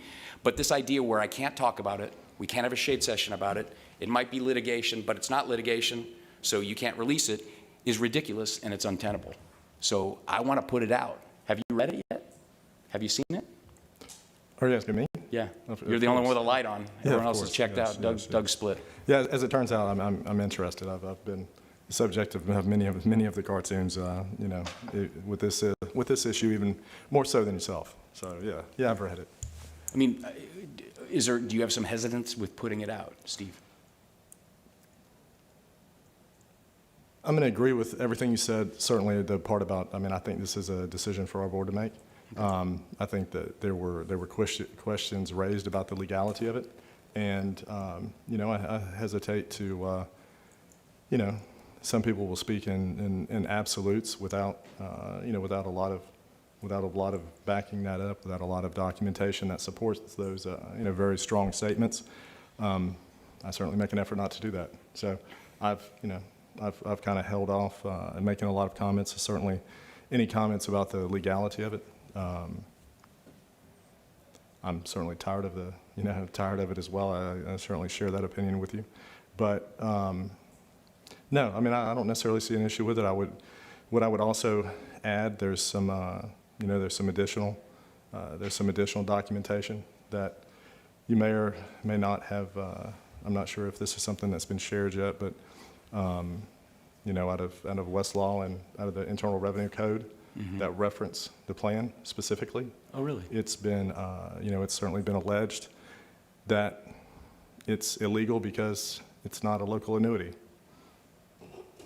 That's not true. I would hope that, someone with a JD, a law degree, practicing attorney would have access to that, would have that kind of readily at their fingertips. But, since it's going to be shared. No. Here's the thing, Steve. I put it on this agenda because I'm not going to share it.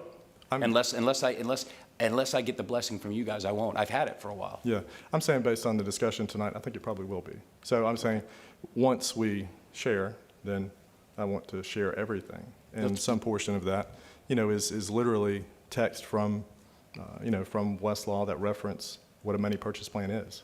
Some of the comments that have been made is that it's not a local annuity because it's a defined contribution plan. That's not true. That's not That's not the way a money purchase plan is defined by Westlaw nor the Internal Revenue Code. Literally, although they are defined contribution plans, money purchase pension plans are subject to the annuity rules and funding rules applicable to defined benefit plans under the ERISA and IRC, or the Internal Revenue Code. Benefits under the money purchase plan are generally distributed as annuity payments over the remainder of the participant's lifetime. So that you can see in just the definition, it is a defined contribution plan. However, it's governed by the rules and regulations of annuities and defined benefit, which a defined benefit plan would be a pension. Absolutely. So where there have been statements made that it's a defined contribution, so it's not a local annuity, that's, partially true. It is a defined contribution plan, but it's clearly governed by the rules and the laws and the regulations of annuities and of the defined benefit side. There's some additional stuff that kind of highlights why that would be. Although many purchase pension plans are defined as defined contribution plans, the plans are treated as defined benefit plans for the purpose of certain qualification requirements relating to annuities, because their primary method for distributing benefits is to purchase an annuity for the participant using the participant's account balance at retirement, and 2, they must offer an annuity as a distribution option.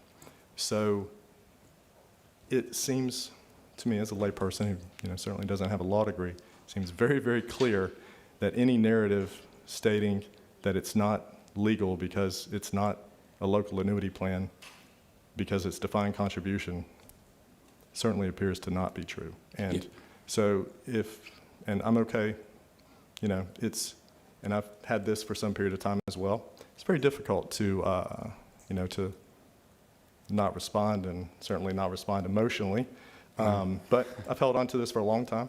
I think it's, I'm fine with you putting it on the agenda. I think it's okay for discussion, and I think it would now be okay to, to start to have some of the board narrative out there, because, it seems unending. Yeah, well, it's never going to end. And the thing is that, And there hasn't been any effort to see if it's right or not. Exactly. That hasn't been true, but that's okay, I guess, So okay, so that's 2 of us. Is there a third that wants to get this out in the open?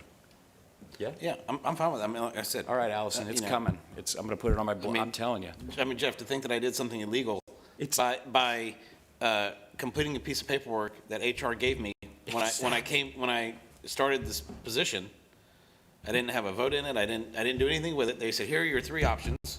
And you I picked the chose best one. Yeah. No one could fault you for that. And Commissioner, one of the big things that, has troubled me since the beginning of the discussion, especially about the illegality of it, and I won't go into all the things that have been said. There's been a lot said. Yes, there has been. And certainly in my opinion, a lot of it not true, but there's been a lot said. But one of the things that's troubled me the entire time is, the plan goes back to 97, 25 years, give or take. And we've had 25 audits. Exactly. That have never kind of pointed any issues to the plan, even in the, in the audit and certainly in our paperwork, Robert, as you referred to. A lot of references to local annuity plan. Madam Attorney, had referenced in quite a bit of the written documents, going back a few months, local annuity plan. In my opinion, she was accused of saying something that was not true. Yep. When in fact, the money purchase pension plan is treated as an annuity plan, clearly in the rule of law. So I think that's also, I'm sorry that she's been tainted by that, because that's not true. No, I mean, I her agree with you. statements have been painted as being untrue and false and intentionally false. And not only are they not intentionally false, they're not false at all. Exactly. And it is a complicated issue. It's I very do understand that. I do understand that it's a complicated issue, but there's been no effort to, in my opinion, there's been no effort to understand what kind of the other side of the conversation is. So. Well, and this will be it for me, because this isn't my fight to have, but Andy Marlette and Lisa Savage is not going to let it go. They're going to keep doing editorials. They're going to drag me into it. So, once we release this, hopefully they'll read it instead of just doing Pinocchio cartoons, and they'll say, wait a minute. My stuff's very short. These are pretty short sentences, Yeah. and it seems pretty black and white. But Well, I mean, and then I will defer to you guys, because again, this isn't my fight to have, other than I keep getting dragged into it. I feel like I have my hands tied behind my back, and I couldn't defend myself. So that's why this is on the agenda. That's why we're going to release this written opinion that shows that it's legal. It's legal, Cody. It's legal. And you guys can, the lawyers can hash it out. But meanwhile, you know, I do feel for you, Lumen, and Robert. You signed up for a plan, and you exited the FRS. So that's a situation that I mean, whatever we got to do to vote, if you guys want to get back in, because I think I know you get one election. And have you given that any thought, Stephen, about how you could get back into the FRS plan? I'm not of the opinion that's necessarily something that we have to take a discussion up about right now. No, we don't. I mean, it just feels like the rug got pulled out from you, is what it looks like it. Even if something changed to disallow participation in a certain plan, your previous participation would still be good. You don't become your current participation doesn't become illegal because a plan gets closed or terms get changed. And I'm just going to reference something that, Jeff, you may remember from your time on the school board. You know, when the DROP plan was first established 20 years ago, you know, I was just beginning my work. And, you know, it was seen as a very good thing, which it is. It has, in my opinion, it has saved, you know, a lot of people's quality of life in retirement. But for the first 5 or 6 years, anyone getting in was guaranteed 6%, a 6% rate of return on that drop balance for the entire time that they were in the drop program. And there wasn't a limit on certain people? No, that's right, there was not. And after 5, 6, 7 years, give or take, so in that time frame, they lowered the rate that was paid on new people that went into drop. I want to say it went to 3 first and maybe 1.5, but then the folks that had gotten in the previous year when it was still 6, they still made 6 because that's the terms that they when they got into it. So obviously there's been a lot of things said. It's very difficult to have the restraint and to have the discipline to not just be very emotional and very upset, especially when it seems to be very clear that there has been no wrongdoing and nothing is illegal. But I've exercised that restraint. That's why I'm fine discussing it tonight. I just didn't want, I just didn't want to necessarily get into it this morning without folks here. Well, I appreciate that. So I guess, Allison, upon hearing that discussion, are you going to release that to the folks who have requested it? How are you going to do it? It sounds as though, I mean, it sounds like you're going to vote for that, and I'll certainly release it as your request. The one from, not the second one from the 22nd? Or both of them, I guess you could. I can do both. The second one's better. The 22nd is the refined one. Well, the 22nd is pertinent to this issue. If I would ask the opinion from the 22nd, and then just these very short couple of pages that she has possession of now, and that would be what I would hope. Okay, so yep, then the other one, we will maintain the first one as attorney work product, right? We still may need those rights in the future. Yep, Depending okay. on how things go. You're good with that, Steve? Yeah. All right. Commissioner May? Thank you, Mr. Chairman, and Commissioner Bigosh. Thank you for bringing it up, and if you want to release that, I mean, I'm going to remain silent. The law is black and white. It's not gray. I mean, perception is reality in terms when accusations are made, and, you know, it would be my wish for us to all work together, and releasing that is fine, but whenever you have been falsely accused, as I believe we have, you certainly should have legal representation. And I think, you know, if you want to release that, that's fine, but we certainly should not only get an opinion, but we should get a court order. And it should be brought forth because it deserves to be decided whether or not it's by commission or omission. Is this legal? Is it ethical? Is it moral? Is it right? And I do believe that it is. I think there has been a misrepresentation of the actual funds. Let's pull down, let's get out of percentages and pull down the dollar amount of what elected officials' retirements go. It was, in my research and in my conversation with those who've served here before, when you do a local annuity, that retirement when you leave is what you take. in FRS is in perpetuity. When you die, your wife will continue to get it, or your better half. And so it is, at the end of the day, a cost-saving mechanism for the taxpayers. And so with that, if we're going to really peel back the onion, let's do a real analysis and let's get an expert, legal experts, financial experts, to take a very objective view, because what I would always err on is try to err on the side of being right. And if someone would show me that I was headed in the wrong direction, I will quickly cease to head that direction and go in the right direction. And so oftentimes we make decisions just based on advice. I mean, I put in the wrong holding pond, or I did this. But I do believe that there is precedent, there's case law. The attorney should get that, because the citizens deserve it, our families deserve it, and people around us deserve to know exactly what it is. Not my opinion, not your opinion, not any attorney's opinion. I mean, it's whatever a judge and a jury says is right. And so I don't mind what people write. I mean, that doesn't bother me. I mean, that's not, but I want to be a good steward, and I want to represent this community in my district in the best way that I can. And so I think the easiest way to a resolution is by communication. And so I'm very hesitant in having many words, but I certainly recognize your desire to move forward where you want to move. Well, Allison, do we need to take a formal vote on this, or? I would prefer that you did. Well, I'd move that we release the memo dated July 22, as well as the two pages that are from Westlaw. A second? And then, Stephen, this just it only applies to those documents, so anything in the future that we get, we would still preserve as working documents. Yes. And, and well, I guess we take that up first, and then we can discuss Commissioner May's comments as well.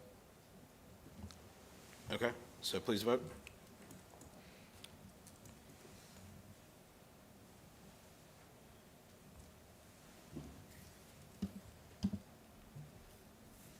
Motion passes 4-0 with Commissioner Underhill off the dais. Or the other comments? And Commissioner May, I'm very open-minded to exactly what you're saying. You would, always hope to get along. It doesn't always work out that way, but I certainly try. And I would hope, over quite a period of service now for yourself and myself, as well as certainly Commissioner Bergosh, between the two boards, make an effort to do so. I mean, we do. I mean, I feel like we do. And in light of that, you would hope to never have to litigate. It seems as if we may end up there, but even if we don't end up there, I do think there's value in Commissioner May's comment about maybe procuring some outside legal help with it. But whatever you guys need, you'll have my support. Well, Commissioner Berry, I think that it's prudent and responsible that we get someone, outside counsel, legal, financial analysis, to look at not only our retirement and procurement, but senior management, all the constitutionals, and anybody that receives any benefit from the taxpayers. I think it needs to be analyzed. And, absolutely. And, if part of the intent would be, just ask, direct the county attorney to seek some help without specifics about it, just seek some help in this and bring us back an idea. I certainly support that. I do want to say one other thing that's come up in looking at, so there are official board actions, and then, unfortunately, some of the amendments and things didn't come to the board, so they had to be, kind of procured out of other areas. But if you go back to just out of board minutes, the plan was set up with all constitutionals in mind. That was the plan's intent at one time, and I don't necessarily think that that's how it ended up. I don't know what the machinations over the years would have been, but at one time this was seen by that board that was in place as something that would be a good thing for the senior management and the potential elected officials of the county. And if there were some changes after that, who knows? But I think moving forward, with asking Allison to procure some expert help, and without being more specific than that, just procure some expert help. And that's all I'm good saying, with that. Commissioner Barry. So, And so we can talk about percentages of the bottom line, and whether we look at constitutionals, whether we look at commissioners, senior management. The dollar amount is the actual cash value that comes out of the pockets of taxpayers. There's no difference whether we're in this annuity or whether we're in the FRS. I mean, we can talk about percentages, but the actually cash call is the same, and that narrative has not been analyzed nor presented, and I think that we need an objective person to actually reach down and look at the numbers across the board of what dollars are being expended on salaries and retirement and benefits. Absolutely. And, I have mentioned, that's been mentioned a few times at board meetings about the expense to taxpayers is moot. That part's not an issue. That hasn't necessarily been picked up on or included in any of the, narratives, but it's certainly been mentioned, from the dais about that being a break even. So I think we hopefully pretty quickly can settle the most inflammatory of the allegations of illegality. I don't think that based on what appears in front of us, that doesn't seem to be the hurdle. So I think we address that first, and then other aspects of it we address it after that. But go ahead and knock the first part out and get the narrative of the criminality of the behavior. Get that narrative out of the discussion first. Whatever. And statutorily, your salary is set. I mean, and I think no one's here to, retire off of public service, but to help. So that's fine. So if that's your motion, I second it, Mr. Bader. Are we taking a vote on that? I think we would need to if we're asking her to procure some outside expert help, and I would move that we do whatever that may be, without defining exactly what it is, because there may need to be, whether it's on the CPA or the financial side as well. So just expert help. And I think, at least for me, part of that is also because of the upcoming loss of one of her attorneys in exiting, that would normally be doing some of this work, is where I'll support that, Commissioner. So, all right. All right. Hold on, I gotta open up again. All right, please vote.